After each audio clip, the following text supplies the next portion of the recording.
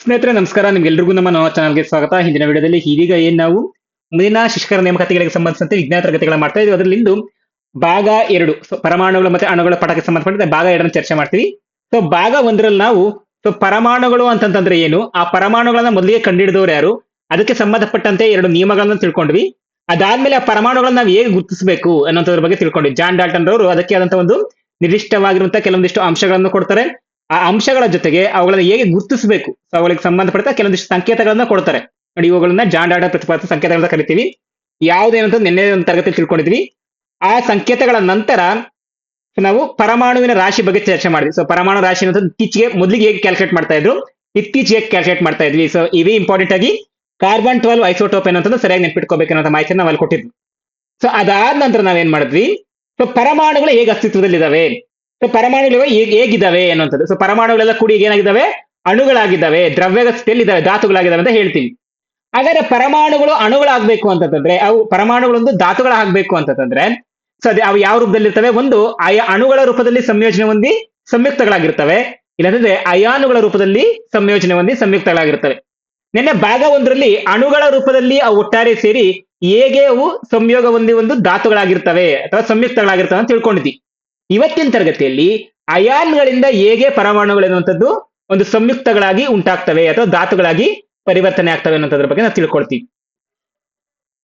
ಈಗ ನಾವು ಅದಕ್ಕಿಂತ ಮುಂಚಿತವಾಗಿ ಸ್ಪರ್ಧಾ ಮಿತ್ರ, ನೀವು ಇದೇ ಮೊದಲ ಬಾರಿಗೆ ನಮ್ಮ ಚಾನಲ್ಗೆ ಭೇಟಿ ಕೊಡ್ತೇವೆ, ದಯವಿಟ್ಟು ನಮ್ಮ ಚಾನಲ್ ಸಬ್ಸ್ಕ್ರೈಬ್ ಮಾಡ್ಕೊಳ್ಳಿ. ಹಾಗೆ ಪಕ್ಕದಲ್ಲಿರುವಂತಹ ಬೆಲ್ ಐಕಾನ್ ಕ್ಲಿಕ್ ಮಾಡ್ಕೊಳ್ಳಿ. ನಾವು ಮಾಡುವಂತಹ ಎಲ್ಲಾ ತರಗತಿಗಳ ನೋಟಿಫಿಕೇಶನ್ ನಿಮಗೆ ಮೊದಲೇ ಸಿಗುತ್ತೆ. ಅಯಾನು ಅಂತಂದ್ರೆ ಏನು ನೋಡಿ, ಈಗ ಯಾವುದೇ ಒಂದು ವಸ್ತು ಆಗಿರ್ಲಿ, ಅದಕ್ಕೆ ನಿರ್ದಿಷ್ಟವಾಗಿರುವಂತಹ ಕೆಲವೊಂದಿಷ್ಟು ಆವೇಶಗಳಿರ್ತವೆ. ಆವೇಶ ಮೀನ್ಸ್ ಇಂಗ್ಲಿಷ್ ಅಲ್ಲಿ ಚಾರ್ಜ್ ಪಾರ್ಟಿಕಲ್ಸ್ ಅಂತ ಹೇಳ್ತೀವಿ. ಫಾರ್ ಎಕ್ಸಾಂಪಲ್, ಪ್ರತಿಯೊಂದು ವಸ್ತುಗೂ, ಇವನ್ ನಮ್ಮ ಮನುಷ್ಯರಿಗೂ ಅಷ್ಟೇ, ಮನುಷ್ಯನ ಒಂದು ಕೂದಲು ಭಾಗದಲ್ಲೂ ಸಹ ಆವೇಶಗಳಂತ ಇದ್ದೇ ಇರುತ್ತೆ. ನೀವು ಏತಲ್ಲಿ ತಿಳ್ಕೊಂಡಿದ್ದೀರಾ ಅದಲ್ವಾ. ಆ ಆವೇಶಗಳನ್ನುವಂಥದ್ದು ಪ್ರತಿಯೊಂದು ವಸ್ತುವಿನಲ್ಲೂ ಇರುತ್ತೆ. ಅದರಲ್ಲಿ ಕೆಲವೊಂದಿಷ್ಟು ವಸ್ತುಗಳಲ್ಲಿ ಅವು ಧನಾವೇಶಗಳಿರ್ಬೋದು, ಕೆಲವೊಂದಿಷ್ಟು ವಸ್ತುಗಳಲ್ಲಿ ಋಣ ಆವೇಶಗಳಿರ್ಬೋದು. ನೋಡಿ, ಇಲ್ಲಿ ಲೋಹ ಮತ್ತು ಅಲೋಹಗಳಿಂದ ಮಾಡಲ್ಪಟ್ಟ ಸಂಯುಕ್ತಗಳಲ್ಲಿ ವಿದ್ಯುತ್ ಆವೇಶಯುಕ್ತ ಕಣಗಳಿರ್ತವೆ. ವಿದ್ಯುತ್ ಆವೇಶಯುಕ್ತ ಕಣಗಳಿಗೆ ಅಯಾನ್ಗಳೆಂದು ಕರೆಯುವರು. ಆ ವಿದ್ಯುತ್ ಆವೇಶಗಳಿರ್ತವೋ ಆ ಚಾರ್ಜ್ ಪಾರ್ಟಿಕಲ್ಸ್ ನಾವೇನ್ ಕರಿತೀವಿ, ಅಯಾನ್ಸ್ ಅಂತ ಕರಿತೀವಿ. ಈ ಅಯಾನ್ಸ್ ಅಲ್ಲಿ ನಮಗೆ 2 ಟೈಪ್ಸ್, ಒಂದು ಋಣ ಅಥವಾ ಒಂದು ಧನ ಆವೇಶ, ಅಥವಾ ಅದು ಪಾಸಿಟಿವ್ ಅಯನ್ ಆಗಿರ್ಬೋದು, ನೆಗೆಟಿವ್ ಅಯನ್. ಪಾಸಿಟಿವ್ ಅಯನ್ ನಾವೇನ್ ಕರಿತೀವಿ, ಕ್ಯಾಟಯಾನ್ ಅಂತ ಕರಿತೀವಿ. ಧನ ಆವೇಶಯುಕ್ತ ಅಯನ್ ಅನ್ನ ಕ್ಯಾಟಯಾನ್ ಎಂದು ಕರೀತಾರೆ, ಋಣ ಆವೇಶಯುಕ್ತ ಅಯನ್ ಅನ್ನ ಆನಯಾನ್ ಎಂದು ಕರೆಯುತ್ತಾರೆ. ಇಲ್ಲಿ ಉದಾಹರಣೆ ಎಂದು ಕೊಟ್ಟಿದ್ದಾರೆ. ಉದಾಹರಣೆಗೆ ಸೋಡಿಯಂ ಕ್ಲೋರೈಡ್. ಸೋಡಿಯಂ ಕ್ಲೋರೈಡ್ ಅಂತಂದ್ರೆ ಏನ್ ಕರಿತೀವಿ, ಅಡಿಗೆ ಉಪ್ಪು. ಅಡಿಗೆ ಉಪ್ಪಿನ ರಾಸಾಯನಿಕ ಹೆಸರು ಸೋಡಿಯಂ ಕ್ಲೋರೈಡ್. ಈ ಸೋಡಿಯಂ ಕ್ಲೋರೈಡ್ ಅಂತಂದ್ರೆ ಹೇಗೆ ಉಂಟಾಗಿದೆ, ಸೋಡಿಯಂ ಎನ್ನುವಂತಹ ಲೋಹ ಮತ್ತೆ ಕ್ಲೋರಿನ್ ಎನ್ನುವಂತಹ ಅಲೋಹ ಸೇರಿ ಏನಾಗಿದೆ, ಈ ಒಂದು ಸಂಯುಕ್ತ ಆಗಿದೆ. ಅಂದ್ರೆ ಇದರಲ್ಲಿ ಇವೆರಡು ಸೇರಿ ಹೇಗೆ ಸಂಯುಕ್ತಗಳಾಗಿದ್ದಾವೆ, ಸೋಡಿಯಂ ನಲ್ಲಿರುವಂತಹ ಧನ ಅಯಾನು, ಕ್ಲೋರಿನ್ ನಲ್ಲಿರುವಂತಹ ಋಣ ಅಯಾನು ಸೇರಿ, ಇವೆರಡು ಒಟ್ಟಾಗಿ ಸೇರಿ ಪ್ಲಸ್ ಮತ್ತೆ ಮೈನಸ್ ಸೇರಿ ಏನಾಗಿದ್ದಾವೆ, ಒಂದು ಸಂಯುಕ್ತ ಆಗಿದೆ. ಅಂದ್ರೆ ಇಲ್ಲಿ ಅಣುಗಳ ಸಹಾಯದಿಂದ ಏನಾಗಿದ್ದಾವೆ, ಸಂಯುಕ್ತ ಎನ್ನುವಂಥದ್ದು ಉಂಟಾಗ್ತಾ ಇದೆ. ಸೋಡಿಯಂ ಕ್ಲೋರೈಡ್ ಇದರ ಘಟಕಗಳೆಂದರೆ ಧನ ಆವೇಶಯುಕ್ತ ಸೋಡಿಯಂ ಅಯಾನುಗಳು, ಋಣ ಆವೇಶಯುಕ್ತ ಕ್ಲೋರೈಡ್ ಅಯಾನ್ಗಳು. ಅಯಾನುಗಳು ಆವೇಶಯುಕ್ತ ಒಂದೇ ಪರಮಾಣುವನ್ನ ನಿವ್ವಳ ಆವೇಶ ಹೊಂದಿರುವ ಪರಮಾಣು ಗುಂಪುಗಳನ್ನ ಹೊಂದಿರಬಹುದು, ಅಥವಾ ಆವೇಶಯುಕ್ತ ಪರಮಾಣುಗಳನ್ನ ಬಹುಪರಮಾಣುಯ ಅಯಾನುಗಳೆಂದು ಸಹ ಕರಿತೀವಿ. ಹಾಗಾದ್ರೆ ಈ ಅಯಾನುಗಳನ್ನ ಹೇಗೆ ಬಳಸ್ಕೋಬೇಕು, ಯಾವ ಅಯಾನುಗಳು ಸೇರಿದಾಗ ಒಂದು ಹೊಸ ಸಂಯುಕ್ತ ಆಗುತ್ತೆ ಅನ್ನೋದನ್ನ ನಾವು ಇವತ್ತಿನ ತರಗತಿಯಲ್ಲಿ ತಿಳ್ಕೊಳ್ತೀವಿ. ಈ ಸಂಯುಕ್ತಗಳು ಸೇರಿದ ನಮ್ಗೆ ಏನುಂಟಾಗ್ತಾ ಇದೆ, ಹೊಸ ಒಂದು ವಸ್ತು ಉತ್ಪತ್ತಿ ಆಗ್ತದೆ. ಹೊಸ ವಸ್ತು ಮೀನ್ಸ್ ಸಂಯುಕ್ತಗಳು. ಆ ಸಂಯುಕ್ತಗಳನ್ನ ನಾವೇನ್ ಕರಿಬಹುದು, ಫಾರ್ ಎಕ್ಸಾಂಪಲ್ ಇಲ್ಲಿ ಕೆಲವೊಂದಿಷ್ಟು ಸಂಯುಕ್ತಗಳಿದಾವೆ. Calcium oxide, magnesium sulphide, sodium sulphide, ಇವೆಲ್ಲವೂ ಸಹ ಎಂತ ಸಂಯುಕ್ತಗಳಂತಂದ್ರೆ ಅಯಾನಿಕ್ ಸಂಯುಕ್ತಗಳು. ಹಂಗಾರೆ ಬೇರೆ ರೀತಿ ಸಂಯುಕ್ತಗಳು ಬರ್ತಾವ? ಬರ್ತವೆ. ಸಹವೇಲೆನ್ಸಿ ಸಂಯುಕ್ತಗಳು ಅಂತ ಬರ್ತವೆ. ಯಾವುದಕ್ಕೆ ಸಂಬಂಧಪಟ್ಟಂತೆ, ಕಾರ್ಬನ್ಗೆ ಸಂಬಂಧಪಟ್ಟಂತೆ ಸಹವೇಲೆನ್ಸಿ ಸಂಯುಕ್ತಗಳು ಬರ್ತವೆ. 10th ಅಲ್ಲಿ ತಿಳ್ಕೊಳ್ತೀರಾ. 10th ಅಲ್ಲಿ ಒಂದು ಚಾಪ್ಟರ್ ಇದೆ, ಕಾರ್ಬನ್ ಮತ್ತು ಕಾರ್ಬನ್ ಅಂಡ್ ಇಟ್ಸ್ ಕಾಂಪೌಂಡ್ಸ್ ಅಂತ ಇದೆ. ಕಾರ್ಬನ್ ಚಾಪ್ಟರ್ ಬಂದಾಗ ನಾನು ನಿಮ್ ಬಗ್ಗೆ ಸಂಪೂರ್ಣವಾಗಿ ಹೇಳ್ತೀನಿ. ಸಹವೇಲೆನ್ಸಿ ಬಂಧ ಅಂದ್ರೆ ಏನು, ಅಯಾನಿಕ್ ಬಂಧ ಅಂತಂದ್ರೆ ಏನು. ಅಯಾನಿಕ್ ಬಂಧದಲ್ಲಿ ಎಲೆಕ್ಟ್ರಾನ್ಗಳ ಹಂಚಿಕೆ ಆಗುತ್ತೆ, ಸಹವೇಲೆನ್ಸಿ ಬಂಧದಲ್ಲಿ ಎಲೆಕ್ಟ್ರಾನ್ಗಳ ಒಂದು ಶೇರ್ ಮಾಡ್ಕೊಳ್ತವೆ. ಆ ರೀತಿಯಾಗಿ ಅಲ್ಲಿ ಆ ಚಾಪ್ಟರ್ ಬಂದಾಗ ನಿಮ್ಗೆ ಅರ್ಥ ಆಗುತ್ತೆ. ನಾವು ಇಲ್ಲಿ ಇವತ್ತಿನ ಪಾಠದಲ್ಲಿ ಏನ್ ತಿಳ್ಕೋಬೇಕು, ಅಯಾನ್ಸ್ ಅಂದ್ರೆ ಯಾವುವು, ಒಂದು ಪಾಸಿಟಿವ್ ಅಯನ್ ಮತ್ತೊಂದು ನೆಗೆಟಿವ್ ಅಯನ್, ಒಂದು ಕ್ಯಾಟಯನ್ ಮತ್ತೊಂದು ಆನಯನ್. ಜೊತೆಗೆ ಇವುಗಳನ್ನ ಬಳಸ್ಕೊಂಡು ನಾವೇನ್ ಮಾಡ್ಬೇಕು, ರಾಸಾಯನಿಕ ಸೂತ್ರಗಳನ್ನ ಬರೆಯೋದು ಹೇಗೆ ಅನ್ನೋದು ತಿಳ್ಕೋಬೇಕು. ಬಹಳಷ್ಟು ಜನ ನಮ್ಗೆ ಆಕ್ಚುಲಿ ಮಕ್ಕಳಿಗೆ ರಾಸಾಯನಿಕ ಸೂತ್ರಗಳನ್ನ ಬರೆಯೋ ವಿಧಾನಗಳ ಬಗ್ಗೆ ಹೇಳ್ಕೊಡ್ತೀವಿ. ನಿಮಗೆ ಕಾಂಪಿಟೇಟಿವ್ ಎಕ್ಸಾಮ್ಸ್ ಅಲ್ಲಿ ಏನ್ ಬೇಕೋ ಅಷ್ಟನ್ನ ಮಾತ್ರ ನಾನು ನಿಮ್ಗೆ ತಿಳಿಸ್ಕೊಡ್ತೀನಿ. ಯಾಕಂದ್ರೆ ಇದು ನೀವು ಏನನ್ನ ಓದ್ಬೇಕಂತ ಮಾತ್ರ ನಾನು ಇಲ್ಲಿ ಹೇಳ್ತಾ ಇರುವಂತದ್ದು. ಸೊ ನಿಮಗೆ ಇಲ್ಲಿ ಏನ್ ಕೇಳ್ತಾರೆ, ನಿಮ್ಗೆ ರಾಸಾಯನಿಕ ಸೂತ್ರ ಬರೀರಿ ಅಂತ ಕೇಳೋದಿಲ್ಲ. ಯಾವಾಗ ರಾಸಾಯನಿಕ ಸೂತ್ರ ಆಗುತ್ತೆ ಅಂದ್ರೆ ಇದಕ್ಕೆ ಇಲ್ಲೊಂದು ವರ್ಡ್ ಬರುತ್ತೆ, ವೇಲೆನ್ಸಿ ಎನ್ನುವಂಥದ್ದು. ಈ ವರ್ಡ್ ಬಗ್ಗೆ ನಿಮ್ಗೆ ಚೆನ್ನಾಗಿ ಮಾಹಿತಿ ಇರಬೇಕು. ಸೊ ಏನ್ ವೇಲೆನ್ಸಿ ಅಂತಂದ್ರೆ, ಈ ವೇಲೆನ್ಸಿ ಎನ್ನುವಂತ ಪಾಠದ ಈ ಒಂದು ವಿಷಯದ ಬಗ್ಗೆ ಸಂಪೂರ್ಣವಾಗಿ ನೀವು ಎರಡನೇ ಪಾಠದಲ್ಲಿ ತಿಳ್ಕೊಳ್ತೀರಾ. ಬೋರ್ ಅಟಾಮಿಕ್ ಮಾಡಲ್ ಅಂತ ಬರುತ್ತೆ. ಸೊ ಬೋರ್ ಅವರ ಕಣ ಸಿದ್ಧಾಂತ ಅನ್ನುವಂಥದ್ದು ಬರುತ್ತೆ. ಅಲ್ಲಿ ನಿಮ್ಗೆ ವೇಲೆನ್ಸಿ ಅಂತಂದ್ರೆ ಏನಂತ ಗೊತ್ತಾಗುತ್ತೆ. ಸೊ ನಾನು ಸಿಂಪಲ್ ಆಗಿ ಹೇಳ್ತೀನಿ, ಅದನ್ನ ಅರ್ಥ ಮಾಡ್ಕೊಳ್ಳಿ. ಈಗ ಒಂದು ಧಾತು ಇದೆ, ಯಾವುದೋ ಒಂದು ಫಾರ್ ಎಕ್ಸಾಂಪಲ್ ಈಗ ನಾನೀಗ ಒಂದು ಕಾರ್ಬನ್ ಎನ್ನುವಂತ ಒಂದು ಧಾತುವನ್ನ ತೆಗೆದುಕೊಳ್ತೀನಿ. ಈ ಕಾರ್ಬನ್ ಎನ್ನುವಂಥದ್ದು ಏನಾಗುತ್ತೆ ಅಂತಂದ್ರೆ, ಸೊ ಇದರಲ್ಲಿ ಎಷ್ಟು ಎಲೆಕ್ಟ್ರಾನ್ಗಳು ಇರ್ತವೆ ಅಂತಂದ್ರೆ 6 ಎಲೆಕ್ಟ್ರಾನ್ಗಳು ಇರ್ತವೆ. ಸೊ ಎಷ್ಟು ಅದರ ಪರಮಾಣು ರಾಶಿ ಆಗಿರುತ್ತೋ ಅಷ್ಟೇ ಅದರಲ್ಲಿ ಎಲೆಕ್ಟ್ರಾನ್ಗಳು ಇರ್ತವೆ. ಈ ಎಲೆಕ್ಟ್ರಾನ್ಗಳೆಲ್ಲ ಏನ್ ಮಾಡ್ತವೆ ಅಂತಂದ್ರೆ ನೋಡಿ, ಯಾವುದೇ ಒಂದು ಒಂದು ಕಣವನ್ನ ತೆಗೆದುಕೊಂಡಾಗ ಅದರ ಮಧ್ಯಭಾಗದಲ್ಲಿ ಕೇಂದ್ರದಲ್ಲಿ ಏನಿರ್ತವೆ, ನ್ಯೂಟ್ರಾನ್ ಮತ್ತೆ ಪ್ರೋಟಾನ್ಸ್ ಇರ್ತವೆ, ಹೌದಲ್ವಾ? ಅದರ ಎಲೆಕ್ಟ್ರಾನ್ಸ್ ಎಲ್ಲಿರ್ತವೆ, ಇವುಗಳ ಸುತ್ತಲೂ ಸುತ್ತಾ ಇರ್ತವೆ. ಹೇಗೆ ಸುತ್ತಾ ಇರ್ತವೆ? ಎಸ್, ಅವುಗಳಿಗೆ ಇಂತಿಷ್ಟು ಕವಚಗಳು ಅಂತ ಇರ್ತವೆ. ಆ ಕವಚಗಳಂತಂದ್ರೆ ಏನು, ಅವು ಹೇಗ್ ಬರ್ತವೆ ಅನ್ನೋದು ನಾವು ಮುಂದಿನ ತರಗತಿಯಲ್ಲಿ ತಿಳ್ಕೊಳ್ತೀವಿ. ಸೊ ಬೋರ್ ಅಟಾಮಿಕ್ ಮಾಡಲ್ ಪ್ರಕಾರ ಬೋರ್ ಅವ್ರು ಏನ್ ಹೇಳ್ತಾರೆ, ಈ ಎಲೆಕ್ಟ್ರಾನ್ಗಳು ನಿರ್ದಿಷ್ಟ ಪ್ರಮಾಣದಲ್ಲಿ ಸುತ್ತಾ ಇರ್ತವೆ. ಈಗ ಇಲ್ಲಿ ಮೊದಲನೇ ಕವಚಕ್ಕೆ ನಾವು ಕೆ ಕವಚ ಅಂತ ಕರಿತೀವಿ. ಈ ಕೆ ಕವಚದಲ್ಲಿ 2 ಎಲೆಕ್ಟ್ರಾನ್ಗಳು ಮಾತ್ರ ಅದರಲ್ಲಿ ಇರ್ತವೆ. 2 ಎಲೆಕ್ಟ್ರಾನ್ಗಳಷ್ಟು ಮಾತ್ರ ಅದ್ರ ಸುತ್ತ ಸುತ್ತೋದಕ್ಕೆ ಕೆಪಾಸಿಟಿ ಇರುತ್ತೆ. ಫಾರ್ ಎಕ್ಸಾಂಪಲ್ ಈಗ ಕಾರ್ಬನ್ ಎನ್ನುವಂಥದ್ದು ಇದೆ ಅಂತಂದ್ರೆ, ಕಾರ್ಬನ್ ಹತ್ರ ಎಷ್ಟು ಎಲೆಕ್ಟ್ರಾನ್ ಇದೆ, 6 ಎಲೆಕ್ಟ್ರಾನ್ ಇದೆ. ಅದರಲ್ಲಿರುವಂತಹ 2 ಎಲೆಕ್ಟ್ರಾನ್ ಎಲ್ಲಿ ಸುತ್ತುತ್ತೆ ಅಂತಂದ್ರೆ ಮೊದಲನೇ ಒಂದು ಕವಚದಲ್ಲಿ ಸುತ್ತಾ ಇರುತ್ತೆ. ಇನ್ನು ಉಳಿದಿರುವಂತ 4 ಎಲೆಕ್ಟ್ರಾನ್ ಇರುತ್ತೆ, ಮುಂದಿನ ಕವಚದಲ್ಲಿ ಸುತ್ತಾ ಇರುತ್ತೆ. ಮುಂದಿನ ಕವಚದಲ್ಲಿ ಎಷ್ಟು ಎಲೆಕ್ಟ್ರಾನ್ ಇರುತ್ತೆ, ಈಗ 4 ಎಲೆಕ್ಟ್ರಾನ್ಗಳು ಇರ್ತವೆ. ಹಾಗಾದ್ರೆ ಜೊತೆಗೆ ಇಲ್ಲಿ ಇನ್ನೊಂದು ಮಾಹಿತಿನ ಹೇಳ್ತಾರೆ, ಬೋರ್ ಅಟಾಮಿಕ್ ಮಾಡಲ್ ಅಲ್ಲಿ ಸೊ ಪ್ರತಿಯೊಂದು ಕವಚಕ್ಕೆ ತನ್ನದೇ ಆದ ನಿರ್ದಿಷ್ಟವಾದ ಸಾಮರ್ಥ್ಯ ಇದೆ. ಸಾಮರ್ಥ್ಯಕ್ಕೆ ನಾವು ಅದನ್ನ ಹೇಗೆ ತಿಳ್ಕೊಳ್ತೀವಿ ಅಂತಂದ್ರೆ, ಪ್ರತಿಯೊಂದು ಕವಚದ ಸೂತ್ರ ಏನಾಗುತ್ತೆ ಅಂದ್ರೆ 2n² ಎನ್ನುವಂತ ಸೂತ್ರದ ಮುಖಾಂತರ ನಾವು ಆ ಕವಚದ ಒಂದು ಸಾಮರ್ಥ್ಯ ತಿಳ್ಕೊಳ್ತೀವಿ. ಈಗ ಫಾರ್ ಎಕ್ಸಾಂಪಲ್ ಮೊದಲನೇ ಕವಚ ಯಾವ್ದಂತ ಹೇಳಿದೆ, ಕೆ ಕವಚ. ಕೆ ಕವಚ ಅಂತಂದ್ರೆ ಏನಾಗುತ್ತೆ, ಇಲ್ಲಿ ನಾವು ಎನ್ ಅನ್ನ 1 ಅಂತ ತೆಗೆದುಕೊಳ್ತೀವಿ, ಅಂದ್ರೆ ಇದು ಮೊದಲನೇ ಕವಚ ಅಂತ ಅರ್ಥ. ಇದ್ರ ಸಾಮರ್ಥ್ಯ ಎಷ್ಟಾಗಿರುತ್ತೆ, 2 × 1². ಎಷ್ಟಾಗುತ್ತೆ, 1² 1 2 1 2ನೇ ಆಗುತ್ತೆ. ಆಯ್ತು. ಎಲ್ ಕವಚದಲ್ಲಿ ಎಷ್ಟಿರುತ್ತೆ, ಎಲ್ ಕವಚ n = 2 ಅಂತ ತೆಗೆದುಕೊಂಡಿರ್ತೀವಿ. 2 × 2², 2 4 4 8 ಅಂದ್ರೆ ಈ ಕವಚಕ್ಕೆ ಕೆಪಾಸಿಟಿ ಎಷ್ಟಿದೆ ಅಂತಂದ್ರೆ 8 ಎಲೆಕ್ಟ್ರಾನ್ಗಳನ್ನು ತನ್ನಲ್ಲಿ ಹಿಡಿದಿಟ್ಕೋಬಹುದು. ಆದ್ರೆ ಇಲ್ಲಿ ಎಷ್ಟು ಎಲೆಕ್ಟ್ರಾನ್ ಇದೆ, 4 ಎಲೆಕ್ಟ್ರಾನ್ ಇದೆ. ಅದನ್ನ ಎಷ್ಟು ಎಲೆಕ್ಟ್ರಾನ್ ಬೇಕಾಗುತ್ತೆ, ಇನ್ನೂ 4 ಎಲೆಕ್ಟ್ರಾನ್ ಅದಕ್ಕೆ ಬೇಕಾಗುತ್ತೆ. ಏನು, ಸಂಪೂರ್ಣ ಹೊಟ್ಟೆ ತುಂಬಿಸ್ಕೋಬೇಕು. ಮೀನ್ಸ್ ನಾನೀಗ ಕಂಪ್ಲೀಟ್ ಆಗಿ ಅದು ಫಿಲ್ ಆಗ್ಬೇಕಂತ ಹೇಳ್ತಾ ಇದ್ದೀನಿ. ಸೊ 4 ಎಲೆಕ್ಟ್ರಾನ್ಗಳು ಬೇಕಾಗ್ತವೆ. ಅಂದ್ರೆ ಸೊ ಇಲ್ಲಿ ಕಾರ್ಬನ್ ನ ವೇಲೆನ್ಸಿ ಎಷ್ಟಾಗುತ್ತೆ ಅಂತಂದ್ರೆ 4 ಆಗುತ್ತೆ. ಅಂದ್ರೆ ಅಥವಾ ಅದು 4 ಎಲೆಕ್ಟ್ರಾನ್ಗಳದು ತನಗ್ ಬೇಕು. ಫಾರ್ ಎಕ್ಸಾಂಪಲ್ ಈಗ ಇನ್ನೊಂದು ಧಾತುವನ್ನು ತೆಗೆದುಕೊಳ್ಳೋಣ, ಯಾವುದು, ಹೈಡ್ರೋಜನ್ ಎನ್ನುವಂತ ಒಂದು ಧಾತುವನ್ನು ತೆಗೆದುಕೊಳ್ಳೋಣ. ಹೈಡ್ರೋಜನ್ ನಲ್ಲಿ ಎಷ್ಟು ಎಲೆಕ್ಟ್ರಾನ್ ಇರ್ತವೆ, ಹೈಡ್ರೋಜನ್ ನಲ್ಲಿ ಒಂದೇ ಒಂದು ಎಲೆಕ್ಟ್ರಾನ್ ಇರುತ್ತೆ. ಹಾಗಾದ್ರೆ ಅದು ಎಲ್ಲಿರುತ್ತೆ, ಹೈಡ್ರೋಜನ್ ಅನ್ನೋದ್ರಲ್ಲಿ ಅದು ಕೆ ಕವಚದಲ್ಲೇ ಇರುತ್ತೆ. ಕೆ ಕವಚದಲ್ಲಿ 1 ಎಲೆಕ್ಟ್ರಾನ್ ಅನ್ನ ಪಡೆದಿಟ್ಕೊಂಡಿರುತ್ತೆ.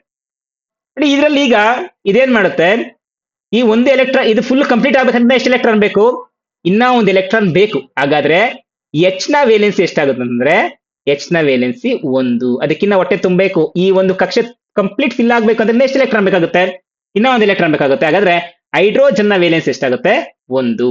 ಹಾಗಾದ್ರೆ ಈಲಿಯಂ ವೇಲೆನ್ಸಿ ಎಷ್ಟಾಗುತ್ತೆ, ಸೊ ಈಲಿಯಂ ಎನ್ನುವಂಥದ್ದು ಎಷ್ಟಾಗುತ್ತೆ, ಈಲಿಯಂ ಎನ್ನುವಂಥದ್ದು ಅದರಲ್ಲಿ ಎಷ್ಟು ಎಲೆಕ್ಟ್ರಾನ್ ಇರುತ್ತೆ, ಅದು 2ನೇ ಧಾತು ಆಗಿರುತ್ತೆ, ಅದರಲ್ಲಿ 2 ಎಲೆಕ್ಟ್ರಾನ್ ಇರ್ತವೆ. ಸೊ ಈಗ ಒಂದು ಅಣುವಿನಲ್ಲಿ 2 ಎಲೆಕ್ಟ್ರಾನ್ಗಳು ಯಾವ ಕವಚದಲ್ಲಿ ಇರ್ತವೆ, 2 ಎಲೆಕ್ಟ್ರಾನ್ಗಳು ಕೆ ಕವಚದಲ್ಲಿಯೇ ಇರ್ತವೆ. ಅಂದ್ರೆ ಕೆ ಕವಚ ಕಂಪ್ಲೀಟ್ ಫಿಲ್ ಆಗಿದೆ, ಅಂದ್ರೆ ಇದಕ್ಕೀಗ ಸಂಪೂರ್ಣವಾಗಿ ಹೊಟ್ಟೆ ತುಂಬಿದೆ ಅನ್ನುವಂತ ಮಾಹಿತಿಯನ್ನು ನಾವು ಕೊಡ್ಬೋದು. ಅಂದ್ರೆ ಈ ಒಂದು ಧಾತುವಿಗೆ, ಈಲಿಯಂ ಎನ್ನುವಂತ ಧಾತುವಿನ ವೇಲೆನ್ಸಿ ಎಷ್ಟಾಗಿರುತ್ತೆ ಅಂದ್ರೆ 0. ಯಾಕೆ ನೋಡಿ, ಇದಕ್ಕೊಂದು ಬೇಕಾಗೂ ಇಲ್ಲ, ಅದು ಒಂದು ಯಾರು ಕೊಡೋದು ಇಲ್ಲ, ಅದಕ್ಕೆ ಎಷ್ಟು ಬೇಕೋ ಅಷ್ಟು ಅದ್ರ ಹತ್ರ ಇದೆ. ಇನ್ನೂ ಬೆಸ್ಟ್ ಎಕ್ಸಾಂಪಲ್ ಏನಂತಂದ್ರೆ ಒಂದು ಆಕ್ಸಿಜನ್ ತಗೊಳ್ಳೋಣ. ನೋಡಿ, ಆಕ್ಸಿಜನ್ ಅನ್ನೋದ್ರಲ್ಲಿ ನೀವು ಇಲ್ಲಿ ಗಮನಿಸಿ ನೋಡ್ಬೋದು, ಆಕ್ಸಿಜನ್ ಅಲ್ಲಿ ಎಷ್ಟು ಎಲೆಕ್ಟ್ರಾನ್ ಇರ್ತವೆ, ಆಕ್ಸಿಜನ್ ಅನ್ನೋದು ನಮಗೆ 8ನೇ ಧಾತು ಅಲ್ವಾ. 8ನೇ ಧಾತು ಅಂದ್ರೆ 8 ಎಲೆಕ್ಟ್ರಾನ್ಗಳು ಇರ್ತವೆ. ಮೊದಲನೇ ಕವಚದಲ್ಲಿ ಎಷ್ಟು ಎಲೆಕ್ಟ್ರಾನ್ ತುಂಬಿಸ್ಕೊಳಕ್ ಸಾಧ್ಯ, ಅದಕ್ಕೆ 2 ಎಲೆಕ್ಟ್ರಾನ್. ಉಳಿದಿರುವಂತಹ ಎಲೆಕ್ಟ್ರಾನ್ಗಳು ಎಷ್ಟು, ಉಳಿದಿರುವಂತದ್ದು 6 ಎಲೆಕ್ಟ್ರಾನ್ಗಳು. 6 ಎಲೆಕ್ಟ್ರಾನ್ಗಳು 2ನೇ ಕವಚದಲ್ಲಿ ಇರ್ತವೆ. ಹಾಗಾದ್ರೆ ಇಲ್ಲಿ ಗಮನಿಸ್ಕೊಳ್ಳಿ, ಇಲ್ಲಿ ಇದರ ವೇಲೆನ್ಸಿ ಎಷ್ಟಾಗುತ್ತೆ, ಎಸ್ ನೀವೀಗ ಯೋಚನೆ ಮಾಡ್ತಾರೆ ಸರಿಯಾಗಿದೆ. ಹೇಗಿದೆ, ಫಾರ್ ಎಕ್ಸಾಂಪಲ್ ಈಗ ಇಲ್ಲಿ ಗಮನಿಸ್ಕೊಳ್ಳಿ, ಇಲ್ಲಿ ಒಟ್ಟಾರೆ ಗಾರಿದೆ, ಈ ಕವಚ ತುಂಬಬೇಕು ಅಂತಂದ್ರೆ ಇನ್ನ 2 ಎಲೆಕ್ಟ್ರಾನ್ಗಳು ಅದಕ್ಕೆ ಬೇಕು. 2 ಎಲೆಕ್ಟ್ರಾನ್ಗಳು ಬೇಕಾಗಿರೋದ್ರಿಂದ ಅದೇನ್ ಮಾಡುತ್ತೆ, ಸೊ ಇದರ ವೇಲೆನ್ಸಿ ಏನಾಗುತ್ತೆ, 2 ಆಗುತ್ತೆ. ಇಲ್ಲಿವರೆಗೂ ನಿಮ್ಗೆ ಈಸಿಯಾಗಿ ಅರ್ಥ ಆಯ್ತು. ಸೊ ಈಗ ನಾನು ಇನ್ನೊಂದು ಮಾಹಿತಿಯನ್ನು ಹೇಳ್ತೀನಿ, ಈಗ ನಿಮ್ಗೆ ಸ್ವಲ್ಪ ಕನ್ಫ್ಯೂಷನ್ ಆಗುತ್ತೆ. ಫಾರ್ ಎಕ್ಸಾಂಪಲ್ ಈಗ ಹೀಲಿಯಂ ಆಯ್ತು. ಸೊ ಈಗ ಲೀಥಿಯಂ ತೆಗೆದುಕೊಳ್ಳೋಣ. ಲೀಥಿಯಂ ಎಷ್ಟನೇ ಧಾತು? ಲೀಥಿಯಂ ಮೂರನೇ ಧಾತು, ಹೌದಲ್ವಾ? ಲೀಥಿಯಂ ಅಂತಂದ್ರೆ ಎಷ್ಟು ಎಲೆಕ್ಟ್ರಾನ್ ಇರುತ್ತೆ? ಹಾಗಾದ್ರೆ 3 ಎಲೆಕ್ಟ್ರಾನ್ ಇರುತ್ತೆ.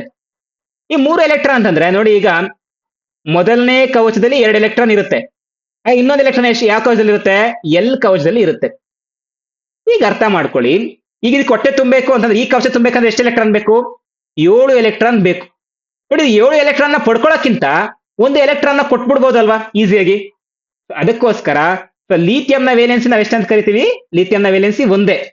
ಯಾಕಂತಂದ್ರೆ ಅದು ಒಂದು ಏನು 7 ಪಡ್ಕೊಳ್ಳೋಕ್ಕಿಂತ ಒಂದು ಕೊಡುತ್ತೆ. ಅವಾಗ ಏನಾಗುತ್ತೆ, ನಾವು ಈ ರೀತಿ ಬರಿಬೇಕಾದ್ರೆ ಇಲ್ಲಿ ನಾವು ಆವೇಶಗಳನ್ನ ಬಳಸ್ತೀವಿ. ಏನ್ ಆವೇಶಗಳು? ಅದು ಒಂದು ಕೊಡ್ತಾ ಇದೆ, ಒಂದು ಕೊಡೋಕ್ ರೆಡಿ ಆಗಿದೆ. ಕೊಡೋಕ್ ರೆಡಿ ಆಗಿದೆ ಅಂತಂದ್ರೆ ನಾವು ಅದನ್ನೇನ್ ಬರಿತೀವಿ? 1+ ಅಂತ ಬರಿತೀವಿ. ಹಾಗಾದ್ರೆ ಇದನ್ನೇ ಬರಿತೀವಿ. ಸೊ ಇಲ್ಲಿ ನೀವು ಅರ್ಥ ಮಾಡ್ಕೊಳ್ಳಿ. ಹಾಗಾದ್ರೆ ಆಕ್ಸಿಜನ್ ನ ವೇಲೆನ್ಸಿ ಎಷ್ಟು ಅಂತಂದ್ರೆ 2- ಅಂತ ಬರ್ಕೊಳ್ತೀವಿ. ಯಾಕೆ?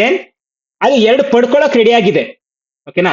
ಸೊ ಇದೇನಾಗಿದೆ? 1+ ಅಂತಂದ್ರೆ ಇದು ಒಂದು ಕಳ್ಕೊಳ್ಳೋಕೆ ರೆಡಿ ಆಗಿದೆ ಎನ್ನುವಂಥದ್ದು. ಫಾರ್ ಎಕ್ಸಾಂಪಲ್ ಈಗ ನಾವ್ ಈಗ ತಾನೇ ಒಂದು ಎಕ್ಸಾಂಪಲ್ ನ ಗಮನಿಸಿದ್ವಿ. ಯಾವುದು? ಸೋಡಿಯಂ ಕ್ಲೋರೈಡ್ ಎನ್ನುವಂಥದ್ದು, NaCl. ಒಂದು ನಿಮಿಷ. NaCl ಎನ್ನುವಂಥದ್ದು. ಸೊ NaCl ನಲ್ಲಿ ಅವು ಹೇಗೆ ಸಂಯುಕ್ತಗಳಾಗಿ ಪರಿವರ್ತನೆ ಆಯ್ತು? Na, ಸೊ ಸೋಡಿಯಂನ ಒಂದು ಪರಮಾಣು ರಾಶಿ ಸಂಖ್ಯೆ ಎಷ್ಟು? 11. ಕ್ಲೋರಿನ್ ನ ಪರಮಾಣು ರಾಶಿ ಸಂಖ್ಯೆ ಎಷ್ಟು? 17. ಸೊ ಈಗ ನೀವು ಕವಚಗಳನ್ನ ಬರೆದಾಗ ಗಮನಿಸಿ ನೋಡ್ಕೊಳ್ಳಿ. ಸೊ ಇಲ್ಲಿ ನಾವು ಸೋಡಿಯಂ ತೆಗೆದುಕೊಂಡಿದೀವಿ ಅಂತಂದ್ರೆ ಮೊದಲನೇ ಕವಚದಲ್ಲಿ 2 ಎಲೆಕ್ಟ್ರಾನ್. ಒಂದು ನಿಮಿಷ. ಮೊದಲನೇ ಕವಚದಲ್ಲಿ 2 ಎಲೆಕ್ಟ್ರಾನ್ ಇರ್ತವೆ. ಇಲ್ಲ, ಫಸ್ಟ್ ನಾನು ಕವಚಗಳನ್ನ ಬರೆದು ಬಿಡ್ತೀನಿ. KLMN ಅಂತ 4 ಕವಚಗಳು ಇರ್ತವೆ ಪ್ರತಿಯೊಂದು ಧಾತುವಿಗೂ. ಈಗ ಮೊದಲನೇ ಒಂದು ಕವಚದಲ್ಲಿ ಎಷ್ಟು ಎಲೆಕ್ಟ್ರಾನ್ ತುಂಬಿಸಬಹುದು? ಕೇವಲ 2 ಎಲೆಕ್ಟ್ರಾನ್ ಮಾತ್ರ ತುಂಬಿಸಬಹುದು. ಮುಂದಿನ ಕವಚದಲ್ಲಿ ಎಷ್ಟು ತುಂಬಿಸಬಹುದು? 8 ಎಲೆಕ್ಟ್ರಾನ್ಗಳನ್ನ ತುಂಬಿಸಬಹುದು. ಎಷ್ಟು ಎಲೆಕ್ಟ್ರಾನ್ಗಳನ್ನ? 8 ಎಲೆಕ್ಟ್ರಾನ್ಗಳನ್ನ. ಒಟ್ಟಾರೆಯಾಗಿ ಎಷ್ಟಾಯ್ತು? ಇದು 10 ಎಲೆಕ್ಟ್ರಾನ್ ಆಯ್ತು. ಉಳಿಕೆ ಇರುವಂತದ್ದು ಎಷ್ಟಾಗಿದೆ? ಇನ್ನ ನೋಡಿ, ಇದ್ರಲ್ಲಿ 2 ಇದೆ, ಇದ್ರಲ್ಲಿ 8 ಆಯ್ತು. ಒಟ್ಟಾರೆಯಾಗಿ 10 ಆಯ್ತು. ಇನ್ನು ಉಳಿದಿರುವಂತದ್ದು ಎಷ್ಟು? 1 ಎಲೆಕ್ಟ್ರಾನ್ KLM ಕವಚದಲ್ಲಿ ಇರುತ್ತೆ. ಎಂ ಕವಚ ತುಂಬಬೇಕಂದ್ರೆ ಎಂ ಕವಚದ ಕೆಪಾಸಿಟಿ ಎಷ್ಟು? ನಾನು ಆಗ್ಲೇ ಹೇಳಿದಂತೆ ಇದಕ್ಕೊಂದು ಸೂತ್ರ ಇದೆ. ಯಾವುದು? 2n². ಸೊ ಎಷ್ಟನೇ ಕವಚ? 3ನೇ ಕವಚ. 2 ಟೈಮ್ಸ್ ಆಫ್ 1². ಸೊ 1² ಅಲ್ಲ, 3². ಇದು 3ನೇ ಕವಚ ಅಲ್ವಾ? 3ನೇ ಕವಚ ಅಂತಂದ್ರೆ ಎಷ್ಟಾಗುತ್ತೆ? 3 3 9 18. ಅಂದ್ರೆ ತನ್ನಲ್ಲಿ 18 ಎಲೆಕ್ಟ್ರಾನ್ ನ ಪಡ್ಕೊಳ್ಳೋಕೆ ಅಷ್ಟು ಕೆಪಾಸಿಟಿ ಇದೆ ಅದರಲ್ಲಿ. ಆಲ್ರೆಡಿ ಎಷ್ಟು ಎಲೆಕ್ಟ್ರಾನ್ ಹೋಗಿದೆ ನೋಡಿ, ಇದ್ರಲ್ಲಿರುವಂತದ್ದು ಎಷ್ಟು? 1 ಎಲೆಕ್ಟ್ರಾನ್. ಇದು ಫಿಲ್ ಆಗ್ಬೇಕಾದ್ರೆ ಇದಕ್ಕಿನ್ನ 8 ಎಲೆಕ್ಟ್ರಾನ್ ಬೇಕಾಗುತ್ತೆ. ನೋಡಿ, ಇನ್ನ 7 ಎಲೆಕ್ಟ್ರಾನ್ ಪಡ್ಕೊಳ್ಳೋಕ್ಕಿಂತ, ಇನ್ನ 17 ಎಲೆಕ್ಟ್ರಾನ್ ಪಡ್ಕೊಳ್ಳೋಕ್ಕಿಂತ 1 ಎಲೆಕ್ಟ್ರಾನ್ ನ ಕಳ್ಕೊಳ್ಳೋದು ತುಂಬಾ ಸುಲಭ, ಹೌದಲ್ವಾ? ಸೊ ಆ ಕಾರಣಕ್ಕೋಸ್ಕರ ನಾವು ಸೋಡಿಯಂನ ಹೇಗೆ ಬರಿತೀವಿ ಅಂತಂದ್ರೆ Na+ ಎಂದು ಬರಿತೀವಿ. ಯಾಕೆ Na+ ಅಂತ ಬರಿತೀವಿ?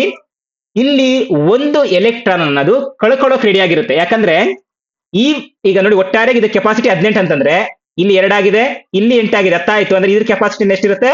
ಇನ್ನು 8 ಇರುತ್ತೆ. ಸೊ 18 ಅಂದಾಗ ಇಲ್ಲಿ ಇನ್ನ ಇದು ಫುಲ್ ಆಗ್ಬೇಕಾದ್ರೆ ಇನ್ನ 8 ಬೇಕಾಗುತ್ತೆ. ಇನ್ನ 8ರಲ್ಲಿ ಆಲ್ರೆಡಿ ಒಂದಿದೆ. ಇನ್ನ 7 ಪಡ್ಕೊಳ್ಳೋಕ್ಕಿಂತ ಒಂದೊಂದು ಕಳ್ಕೊಳ್ಳೋದು ಈಸಿ. ಕಳ್ಕೊಳ್ಳೋದ್ರಿಂದ ಇದಕ್ಕೆ Na+ ಅಂತ ಕರಿತೀವಿ. ಇನ್ನ ಕ್ಲೋರಿನ್ ಅನ್ನ ಗಮನಿಸ್ಕೊಳ್ಳಿ. ಕ್ಲೋರಿನ್ ಅಲ್ಲೂ ಅಷ್ಟೇ ಸೇಮ್. ನಾವು ಕ್ಲೋರಿನ್ ಅನ್ನ ಇದಕ್ಕೆ ಬೋರ್ ಅಟಾಮಿಕ್ ಮಾಡಲ್ ಎಲೆಕ್ಟ್ರಾನ್ಸ್ ಅನ್ನ ಬರೆದಾಗ ಮೊದಲನೇ ಶೆಲ್ ಅಲ್ಲಿ 2 ಇರುತ್ತೆ, 2ನೇ ಶೆಲ್ ಅಲ್ಲಿ 8 ಕಂಪ್ಲೀಟ್ ಆಗಿರುತ್ತೆ, 3ನೇ ಶೆಲ್ ಅಲ್ಲಿ 7 ಎಲೆಕ್ಟ್ರಾನ್ಗಳು ಇರ್ತವೆ. ಮೊದಲನೇ ಶೆಲ್ ಅಲ್ಲಿ 2 ಎಲೆಕ್ಟ್ರಾನು, 2ನೇ ಶೆಲ್ ಅಲ್ಲಿ 8 ಎಲೆಕ್ಟ್ರಾನ್ಗಳು. ಒಟ್ಟಾರೆ 2 8 ಎಷ್ಟಾಯ್ತು? 10 ಆಯ್ತು. ಉಳಿಕೆ ಇನ್ನೆಷ್ಟಾಗಬೇಕು? ಇಳ್ದಿರೋಂಥದ್ದು ಇನ್ನು 7. 5 6 7 ಎಲೆಕ್ಟ್ರಾನ್ ಆಯ್ತು. ಈಗ ಇದೀ ಸಂಪೂರ್ಣವಾಗಿ 3 ಕವಚಗಳ ಒಟ್ಟು ಬೆಲೆ ಎಷ್ಟಾಗುತ್ತೆ ಅಂತಂದ್ರೆ 18 ಆಗುತ್ತೆ. ಅದರಲ್ಲಿ ಆಕ್ಚುಲಿ ಈಗ ಹೊರ ಕವಚಕ್ಕೆ ಇನ್ನು ಎಷ್ಟು ಎಲೆಕ್ಟ್ರಾನ್ ಸೇರ್ಕೋಬೇಕು ನೋಡಿ. ಇದಕ್ಕೆ ಇನ್ನೊಂದು ಎಲೆಕ್ಟ್ರಾನ್ ಕೊಟ್ರೆ ಸಾಕು. ಏನಾಗುತ್ತೆ? ಈ ಸಂಪೂರ್ಣ ಕವಚದ್ದು ಅದರ ಒಂದು ಕೆಪಾಸಿಟಿ ಮುಗಿಯುತ್ತೆ. ಇದಕ್ಕೆ ಏನ್ ಬೇಕು? 1 ಎಲೆಕ್ಟ್ರಾನ್ ಬೇಕು. 1 ಎಲೆಕ್ಟ್ರಾನ್ ಬೇಕಿರೋದ್ರಿಂದ ಅದು 1 ಎಲೆಕ್ಟ್ರಾನ್ ಕಡಿಮೆ ಇದೆ. ಅದಕ್ಕೆ ನಾವೇನ್ ಕರಿತೀವಿ? ಇದಕ್ಕೆ Cl-. ಇದರ ಅರ್ಥ ಏನ್ ಸೂಚಿಸ್ತಂದ್ರೆ ಕ್ಲೋರಿನ್ ಅಲ್ಲಿ 1 ಎಲೆಕ್ಟ್ರಾನ್ ಕಡಿಮೆ ಇದೆ, ಸೋಡಿಯಂ ಅಲ್ಲಿ 1 ಎಲೆಕ್ಟ್ರಾನ್ ಜಾಸ್ತಿ ಇದೆ ಎನ್ನುವಂಥದ್ದು ಕೊಡುತ್ತೆ. ಈಗ ಇಲ್ಲಿ 1 ಎಲೆಕ್ಟ್ರಾನ್ ಕಡಿಮೆ ಇದೆ, ಇಲ್ಲಿ 1 ಎಲೆಕ್ಟ್ರಾನ್ ಜಾಸ್ತಿ ಇದೆ, ಇಲ್ಲಿ 1 ಎಲೆಕ್ಟ್ರಾನ್ ಕಡಿಮೆ ಇದೆ. ಇವೆರಡು ಏನ್ ಮಾಡ್ತವೆ? ಇದರಲ್ಲಿರುವಂತಹ ಎಲೆಕ್ಟ್ರಾನ್ ಈ ಕ್ಲೋರಿನ್ಗೆ ಕೊಡುತ್ತೆ. ಹೀಗೆ ಕೊಡುವಂತದಕ್ಕೆ ನಾವೆಂತ ಬಂಧ ಅಂತ ಕರಿತೀವಿ ಅಂದ್ರೆ ಅಯಾನಿಕ್ ಬಂಧವೆಂದು ಕರಿತೀವಿ. ಈ ಎಲೆಕ್ಟ್ರಾನ್ಗಳನ್ನ ಶೇರ್ ಮಾಡ್ಕೊಳ್ಳೋದಲ್ಲ, ಹಂಚುವಂಥದ್ದು. ಎಲೆಕ್ಟ್ರಾನ್ಗಳನ್ನ ಹಂಚ್ಕೊಳ್ಳೋದಕ್ಕೆ ನಾವೇಂತ ಕರಿತೀವಿ, ಅಯಾನಿಕ್ ಬಂಧ ಅಂತ ಕರಿತೀವಿ. ಹೀಗೆ ಒಂದು ಎಲೆಕ್ಟ್ರಾನ್ ಸೋಡಿಯಂ ಕೊಡುತ್ತೆ, ಒಂದು ಎಲೆಕ್ಟ್ರಾನ್ ನ ಕ್ಲೋರಿನ್ ತೆಗೆದುಕೊಂಡು ಸಂಪೂರ್ಣವಾಗಿ ಅವುಗಳ ಒಂದು ಪರಿಮಾಣ ತುಂಬಿರುತ್ತೆ. ಈಗ ಒಂದು ಎಲೆಕ್ಟ್ರಾನ್ ಕೊಟ್ಟಿದ್ರೆ ಇದರ ಒಂದು ಪರಿಮಾಣ ಕಂಪ್ಲೀಟ್ ಆಯ್ತು. ಇಲ್ಲಿ ಒಂದು ಎಲೆಕ್ಟ್ರಾನ್ ಹೋಗಿದೆ ಅಂತಂದಾಗ ಕಂಪ್ಲೀಟ್ ಆಗಿ ಈ ಶೆಲ್ ಫುಲ್ ಕಂಪ್ಲೀಟ್ ಆಯ್ತು. ನೋಡಿ, ಇವಾಗ ಇದು ಕಂಪ್ಲೀಟ್ ಆಗಿದೆ, ಇದು ಕಂಪ್ಲೀಟ್ ಆಗಿದೆ. ಅಂದ್ರೆ ಇಲ್ಲಿ ನಾವು ಒಂದು ಹೊಸ ವಸ್ತುವನ್ನ ತಯಾರು ಮಾಡ್ದಂಗ ಆಯ್ತು. ಯಾವುದು? NaCl. ಸೊ ಈ ರೀತಿಯಾಗಿ ಅಯಾನುಗಳು ವರ್ತಿಸಿ, ನಿರ್ದಿಷ್ಟ ಪ್ರಮಾಣದಲ್ಲಿ ಅಯಾನುಗಳು ವರ್ತಿಸಿ ಏನಾಗ್ತವೆ? ಹೊಸ ಧಾತುಗಳು ಉತ್ಪತ್ತಿ ಆಗ್ತವೆ. ಹಾಗಾದ್ರೆ ಪ್ರತಿಯೊಂದು ಧಾತುವಿಗೂ ವೇಲೆನ್ಸಿ ಅಂತ ಬಂದಾಗ ಪ್ರತಿಯೊಂದು ಧಾತುಗೂ ಬೇರೆ ಬೇರೆ ರೀತಿಯಾಗಿರ್ತವೆ. ನಾನು ಈಗಾಗಲೇ ಹೇಳಿದಂತೆ ಹೈಡ್ರೋಜನ್ಗೆ ವೇಲೆನ್ಸಿ 1, ಅದೇ ಸೋಡಿಯಂಗೂ ವೇಲೆನ್ಸಿ ಒಂದೇ ಇರುತ್ತೆ. ಅದು ಕವಚಗಳ ಆಧಾರಿತವಾಗಿ ನಾನು ಮುಂದೆ ಬರ್ದಿದ್ದೀನಿ ವೇಲೆನ್ಸಿಯನ್ನು ಹೇಗೆ ನಾವು ಕಂಡುಹಿಡಿತೀವಿ ಅನ್ನುವಂಥದ್ದು. ಅದನ್ನ ಮೊದಲಿಗೆ ತೋರಿಸ್ತೀನಿ ಯಾವ ರೀತಿ ನೋಡಿ. ಹೈಡ್ರೋಜನ್ಗೆ 1 ವೇಲೆನ್ಸಿ ಇರುತ್ತೆ, ಹೀಲಿಯಂಗೆ 0. ಯಾಕೆ 0 ಅಂತ ಹೇಳಿದೀನಿ? ಅದು ಒಂದು ಕವಚ ಫುಲ್ ಆಗ್ಬಿಟ್ಟಿರುತ್ತೆ, ಕೆ ಕವಚ ಕಂಪ್ಲೀಟ್ ಆಗ್ಬಿಟ್ಟಿರುತ್ತೆ ಇಲ್ಲಿಗೆ. ನೆಕ್ಸ್ಟ್ ಇಲ್ಲಿ ಬರುವಂತವೆಲ್ಲವೂ ಸಹ ಎಲ್ ಕವಚದಲ್ಲಿ ತುಂಬಿಕೊಂಡು ಬರ್ತವೆ. ನೋಡಿ, ಲಿಥಿಯಂ ಎನ್ನುವಂಥದ್ದು 1 ಎಲೆಕ್ಟ್ರಾನ್ ಅದೇನ್ ಮಾಡುತ್ತೆ, ಕಳ್ಕೊಳ್ಳೋಕೆ ರೆಡಿ ಆಗಿರುತ್ತೆ. ಬೆರಿಲಿಯಂ 2 ಎಲೆಕ್ಟ್ರಾನ್ ಕಳ್ಕೊಳ್ಳೋಕೆ ರೆಡಿ ಆಗಿರುತ್ತೆ. ಲಿಥಿಯಂ 3 ಎಲೆಕ್ಟ್ರಾನ್ ಕಳ್ಕೊಳ್ಳೋಕೆ ರೆಡಿ ಆಗಿರುತ್ತೆ. ಆದ್ರೆ ಕಾರ್ಬನ್ ಎನ್ನುವಂಥದ್ದಕ್ಕೆ ಸ್ವಲ್ಪ ಕನ್ಫ್ಯೂಷನ್. ಯಾಕೆ? ಕಾರ್ಬನ್ 4 ಎಲೆಕ್ಟ್ರಾನ್ ಇದೆ ಅದರಲ್ಲಿ. ನೋಡಿ, ಈಗ ಸರಿಯಾಗಿ ಅರ್ಥ ಮಾಡ್ಕೊಳ್ಳಿ, ನಾನು ಆವಾಗಲೇ ನಿಮ್ಗೆ ಇಲ್ಲಿ ಅರ್ಥ ಮಾಡಿಸ್ತಿದ್ದೆ. ಸೊ ಇಲ್ಲಿ ಮೊದಲನೇ ಕಕ್ಷೆಗೆ 2 ಎಲೆಕ್ಟ್ರಾನ್ ತುಂಬ್ಕೊಬಿಡುತ್ತೆ, ಎರಡನೇ ಕಕ್ಷೆಗೆ 4 ಎಲೆಕ್ಟ್ರಾನ್ಗಳು ಇರ್ತವೆ. ನೋಡಿ, ಇದಕ್ಕೆ 4 ಎಲೆಕ್ಟ್ರಾನ್ ಕೊಟ್ರೆ ಇದ್ರ ಹೊಟ್ಟೆನೂ ತುಂಬುತ್ತೆ, ಇಲ್ಲ 4 ಎಲೆಕ್ಟ್ರಾನ್ ಕೊಟ್ಬಿಟ್ರು ಅದ್ರ ಹೊಟ್ಟೆ ತುಂಬುತ್ತೆ. ಅದಕ್ಕೆ ಕನ್ಫ್ಯೂಷನ್, ಅದು ಕೊಡೋದಾ ತಗೊಳ್ಳೋದಾ ಎನ್ನುವಂಥದ್ದು. ಅವಾಗ ಅದೇನ್ ಮಾಡುತ್ತೆ, ಕೊಡೋದು ಇಲ್ಲ ತಗೊಳ್ಳೋದು ಇಲ್ಲ, ಅಯಾನಿಕ್ ಬಂಧವನ್ನು ಉಂಟು ಮಾಡ್ಕೊಳ್ಳೋದಿಲ್ಲ, ಜೊತೆಗೆ ಅದನ್ನ ಶೇರ್ ಮಾಡ್ಕೊಳ್ಳುತ್ತೆ, ಹಂಚಿಕೊಳ್ಳುತ್ತೆ. ಅದನ್ನ ನಾವು ಸಹವೇಲೆನ್ಸಿ ಬಂಧ ಅಂತ ಕರಿತೀವಿ. ಅದನ್ನ ನಾನು ಆಗ್ಲೇ ಹೇಳಿದಂತೆ ಕಾರ್ಬೋನೇಟ್ಸ್ ಕಾಂಪೌಂಡ್ಸ್ ಚಾಪ್ಟರ್ ಅಲ್ಲಿ ಹೇಳ್ತೀವಿ. ಇದಕ್ಕೆ ನಾವು ಇದರ ವಿಶಿಷ್ಟ ಗುಣಕ್ಕೆ ನಾವು ಇದನ್ನ ಕರಿತೀವಿ, ಚತುರ್ವೇಲೆನ್ಸಿ ಧಾತು ಅಂತ ಕರಿತೀವಿ. ಸೊ ಈ ಮಾಹಿತಿ ನಿಮ್ಗಿರ್ಲಿ. ಏನು? ಕಾರ್ಬನ್ ಅನ್ನ ಚತುರ್ವೇಲೆನ್ಸಿ 4 ವೇಲೆನ್ಸಿ ಅಂತ ಅಷ್ಟೇ. ಕಾರ್ಬನ್ ನ ವೇಲೆನ್ಸಿ 4. ಇನ್ನು ನೈಟ್ರೋಜನ್ ನ ವೇಲೆನ್ಸಿ ಎಷ್ಟಿರುತ್ತೆ? 3, ಆಕ್ಸಿಜನ್ 2, ಫ್ಯಾನ್ 2. ಯಾಕೆ ಇಲ್ಲಿ 3, 2 ಅಂತ ಬರ್ಕೊ ಬಂದಿದೀವಿ? ಇದಕ್ಕೆ 3 ಎಲೆಕ್ಟ್ರಾನ್ ಕೊಟ್ರೆ ಅದರ ಒಂದು ಕವಚ ಕಂಪ್ಲೀಟ್ ಆಗುತ್ತೆ. ಇದು 2 ಎಲೆಕ್ಟ್ರಾನ್ ತಗೊಂಡ್ರೆ ಅದ್ರ ಕವಚ ಕಂಪ್ಲೀಟ್ ಆಗುತ್ತೆ. ಇಲ್ಲಿ ನೋಡಿ, ಲಿಥಿಯಂ ಎನ್ನುವಂಥದ್ದು 1 ಎಲೆಕ್ಟ್ರಾನ್ ನ ಕೊಟ್ಬಿಟ್ರೆ ಅದ್ರ ಕವಚ ಕಂಪ್ಲೀಟ್ ಆಗುತ್ತೆ. ಅಂತಂದ್ರೆ ಎಷ್ಟು ಕೊಡ್ಬೋದು ಎಷ್ಟು ತಗೋಬಹುದು ಎನ್ನುವಂಥದ್ರ ಮೇಲೆ ಅದರ ಒಂದು ವೇಲೆನ್ಸಿ ಎನ್ನುವಂಥದ್ದು ಡಿಪೆಂಡ್ ಆಗಿರುತ್ತೆ. ನೋಡಿ, ಇಲ್ಲಿ ಸೋಡಿಯಂ ಎನ್ನುವಂಥದ್ದು 1, ಕ್ಲೋರಿನ್ ಎನ್ನುವಂಥದ್ದು ಒಂದೇ, ಆದ್ರೆ ಇದು 1 ಕೊಡೋಕ್ ರೆಡಿ ಆಗಿದೆ, ಇದು 1 ತಗೊಳಕ್ ರೆಡಿ ಆಗಿದೆ. ಈಗ ಮೆಗ್ನೀಷಿಯಂ ಕ್ಲೋರೈಡ್ ಎನ್ನುವಂಥದ್ದು ನಮ್ಗೆ ನೀವು ಗಮನಿಸಿರ್ತೀರ, ಹೌದಲ್ವಾ? ಅದು ನಾನು ಮುಂದೆ ಈಗ ಹೇಳ್ತೀನಿ. ಈಗ ಉದಾಹರಣೆ ಸೂತ್ರಗಳನ್ನ ಗಮನಿಸಿದಾದ್ಮೇಲೆ ಅದ್ರ ಬಗ್ಗೆ ನಾನು ನಿಮ್ಗೆ ಹೇಳ್ತೀನಿ ಸಂಪೂರ್ಣವಾಗಿ. ಈಗ ರಾಸಾಯನಿಕ ಸೂತ್ರವನ್ನ ಬರೀಬೇಕು ಅಂತಂದ್ರೆ ನಾವು ಕೆಲವೊಂದಿಷ್ಟು ನಿಯಮಗಳನ್ನ ಅನುಸರಿಸಬೇಕು. ನಾವು ಇಷ್ಟೊತ್ತು ಮಾತಾಡಿದನ್ನೇ ವೇಲೆನ್ಸಿಗಳು ಅಥವಾ ಅಯಾನಿನ ಆವೇಶವನ್ನ ಕಡ್ಡಾಯವಾಗಿ ಹೊಂದಾಣಿಕೆ ಮಾಡಬೇಕು. ಏನ್ ಕಡ್ಡಾಯ ಹೊಂದಾಣಿಕೆ ಮಾಡಬೇಕು ಅಂತಂದ್ರೆ, ಒಂದು ಪಾಸಿಟಿವ್ ಇದೆ ಅಂತಂದ್ರೆ ಇನ್ನೊಂದು ನೆಗೆಟಿವ್ ಇರಲೇಬೇಕು, ಒಂದು ಕೊಡೋಕ್ ರೆಡಿ ಆಗಿರ್ಬೇಕು, ಒಂದು ತೆಗೆದುಕೊಳ್ಳೋಕೆ ರೆಡಿ ಆಗಿರ್ಬೇಕು. ಆ ರೀತಿ ಇದ್ದಾಗ ಮಾತ್ರ ನಾವಲ್ಲಿ ಏನ್ ಮಾಡ್ಬೋದು, ಅಲ್ಲಿ ಒಂದು ಹೊಸ ಸಂಯುಕ್ತ ಹೊಂದೋಕ್ ಸಾಧ್ಯ. ಫಾರ್ ಎಕ್ಸಾಂಪಲ್, ಈಗ ಹೀಲಿಯಂ ಮತ್ತೆ ಸೋಡಿಯಂ ಎನ್ನುವಂಥದ್ದು ಯಾವತ್ತಾದ್ರೂ ನೀವು ಎಲ್ಲಾದ್ರೂ ನೋಡಿದ್ರೆ ಇವೆರಡು ಸೇರಿ ಒಂದು ಸಂಯುಕ್ತ ಆಗಿರುವಂತದ್ದು ಆಗೋದಿಲ್ಲ. ಯಾಕಂದ್ರೆ ಹೀಲಿಯಂ ಎನ್ನುವಂಥದ್ದು ಒಂದು ಜಡ ಅನಿಲ, ಅಂದ್ರೆ ಅದು ಒಂದು ಎಲೆಕ್ಟ್ರಾನ್ ಕಳ್ಕೊಳ್ಳೋದಿಲ್ಲ ಪಡ್ಕೊಳ್ಳೋದಿಲ್ಲ. ಆದ್ರೆ ಸೋಡಿಯಂ ಎನ್ನುವಂಥದ್ದು ಕೊಡೋಕೆ ರೆಡಿ ಆಗಿದೆ. ಅದೇ ರೀತಿಯಾಗಿ ನೀವು ಇಲ್ಲಿ ಗಮನಿಸಬಹುದು, ಮೆಗ್ನೀಷಿಯಂ ಕ್ಲೋರೈಡ್ ಅಂತ ನಾವಾಗಲೇ ಹೇಳ್ತಾ ಇದ್ದೆ, ಮೆಗ್ನೀಷಿಯಂ ಕ್ಲೋರೈಡ್ ಮತ್ತೆ ಸೋಡಿಯಂ ಕ್ಲೋರೈಡ್ ಈ ರೀತಿ ಇದ್ದಾಗ ಯಾಕೆ ಈ ರೀತಿಯಾಗಿ ಬರಿತೀವಿ ನೋಡಿ, sodium plus magnesium chloride minus, ಅಂದ್ರೆ ಇಲ್ಲಿ ಒಂದು ಕೊಡೋಕೆ ರೆಡಿ ಆಗಿದೆ, ಒಂದು ಕಳ್ಕೊಳ್ಳೋಕೆ ರೆಡಿ ಆಗಿದೆ, ಒಂದು ಪಡ್ಕೊಳ್ಳೋಕೆ ರೆಡಿ ಆಗಿದೆ, ಇದು ಓಕೆ. ಇಲ್ಲಿ ಮೆಗ್ನೀಷಿಯಂ ಕ್ಲೋರೈಡ್ ಅಲ್ಲಿ ನೋಡಿ, ಇಲ್ಲಿ 2 ಕ್ಲೋರಿನ್ ಇದೆ, ಅಂದ್ರೆ 2 ಎಲೆಕ್ಟ್ರಾನ್ ಗಳನ್ನ ಬೇಕಿದ್ದಕ್ಕೆ. ಅಂದ್ರೆ ಮೆಗ್ನೀಷಿಯಂ ಎಷ್ಟು ಮಾಡುತ್ತೆ, ಮೆಗ್ನೀಷಿಯಂ ನೀವು ಧಾತು ಸಂಖ್ಯೆ ಗಮನಿಸಿರ್ಬೋದು, ಮೆಗ್ನೀಷಿಯಂ ನಮಗೆ 12ನೇ ಪರಮಾಣು, ಇದು 12ನೇ ಧಾತು. ಇದು 12ನೇ ಧಾತು ಅಂದ್ರೆ ವೇಲೆನ್ಸಿ ಎಷ್ಟಿರುತ್ತೆ, 2 ತಂದಿದ್ದು 2 ಎಲೆಕ್ಟ್ರಾನ್ ಕಳ್ಕೊಳ್ಳೋಕೆ ರೆಡಿ ಆಗಿರುತ್ತೆ. ಕ್ಲೋರಿನ್ ಎನ್ನುವಂಥದ್ದು, ಕ್ಲೋರಿನ್ ಕೆಪಾಸಿಟಿ ಒಂದೇ, ಅದರಲ್ಲಿ 2 ಕ್ಲೋರಿನ್ ಇರೋದ್ರಿಂದ 2 ಕ್ಲೋರಿನ್ ಒಂದೊಂದು ಕ್ಲೋರಿನ್ ಒಂದೊಂದು ಅಣುವನ್ನು ತೆಗೆದುಕೊಳ್ಳುತ್ತೆ. ಹೀಗೆ ಈ 2 ಎಲೆಕ್ಟ್ರಾನ್ ಗಳನ್ನ 2 ಕ್ಲೋರಿನ್ಗೆ ಕೊಡುತ್ತೆ. ಫಾರ್ ಎಕ್ಸಾಂಪಲ್ ಇಲ್ಲಿ ಅರ್ಥ ಮಾಡ್ಕೊಳ್ಳಿ, Mg ಅನ್ನುವಂಥವ್ರು ಒಬ್ರು, ಇವ್ರ ಹತ್ರ 2 ಎಲೆಕ್ಟ್ರಾನ್ ಕೊಡ್ಬೇಕು. ಇವರು ಯಾರಿಗೆ ಕೊಡ್ಬೇಕು, ಇವರು ಕ್ಲೋರಿನ್ ಕೊಡ್ಬೇಕು. ಕ್ಲೋರಿನ್ಗೆ ಕೆಪಾಸಿಟಿ ಎಷ್ಟು, ಕ್ಲೋರಿನ್ ಹೊಟ್ಟೆ ತುಂಬಬೇಕಂದ್ರೆ ಎಷ್ಟು ಬೇಕು, 1 ಮಾತ್ರ ಬೇಕು. ಅವಾಗ ಏನ್ ಮಾಡ್ತೀವಿ, ಇನ್ನೊಂದು ಎಲೆಕ್ಟ್ರಾನ್ ಅನ್ನ ಇನ್ನೊಂದು ಕ್ಲೋರಿನ್ ಕೊಡುತ್ತೆ. ಅಂದ್ರೆ ನೀವು ಮೆಗ್ನೀಷಿಯಂ ಕ್ಲೋರೈಡ್ ಬರಿಬೇಕಂದ್ರೆ ಯಾವಾಗ್ಲೂ MgCl2 ಅಂತಾನೆ ಬರೀತೀರ. ಇಲ್ಲಿ 2 ಕ್ಲೋರಿನ್ಗೆ ಅದಕ್ಕೆ ಸಂಪೂರ್ಣವಾಗಿ ಎಲೆಕ್ಟ್ರಾನ್ ಗಳನ್ನ ಕೊಡಬೇಕು. ಒಂದೇ MgCl ಅಂತ ಯಾವಾಗೂ ಬರೆಯೋದಿಲ್ಲ.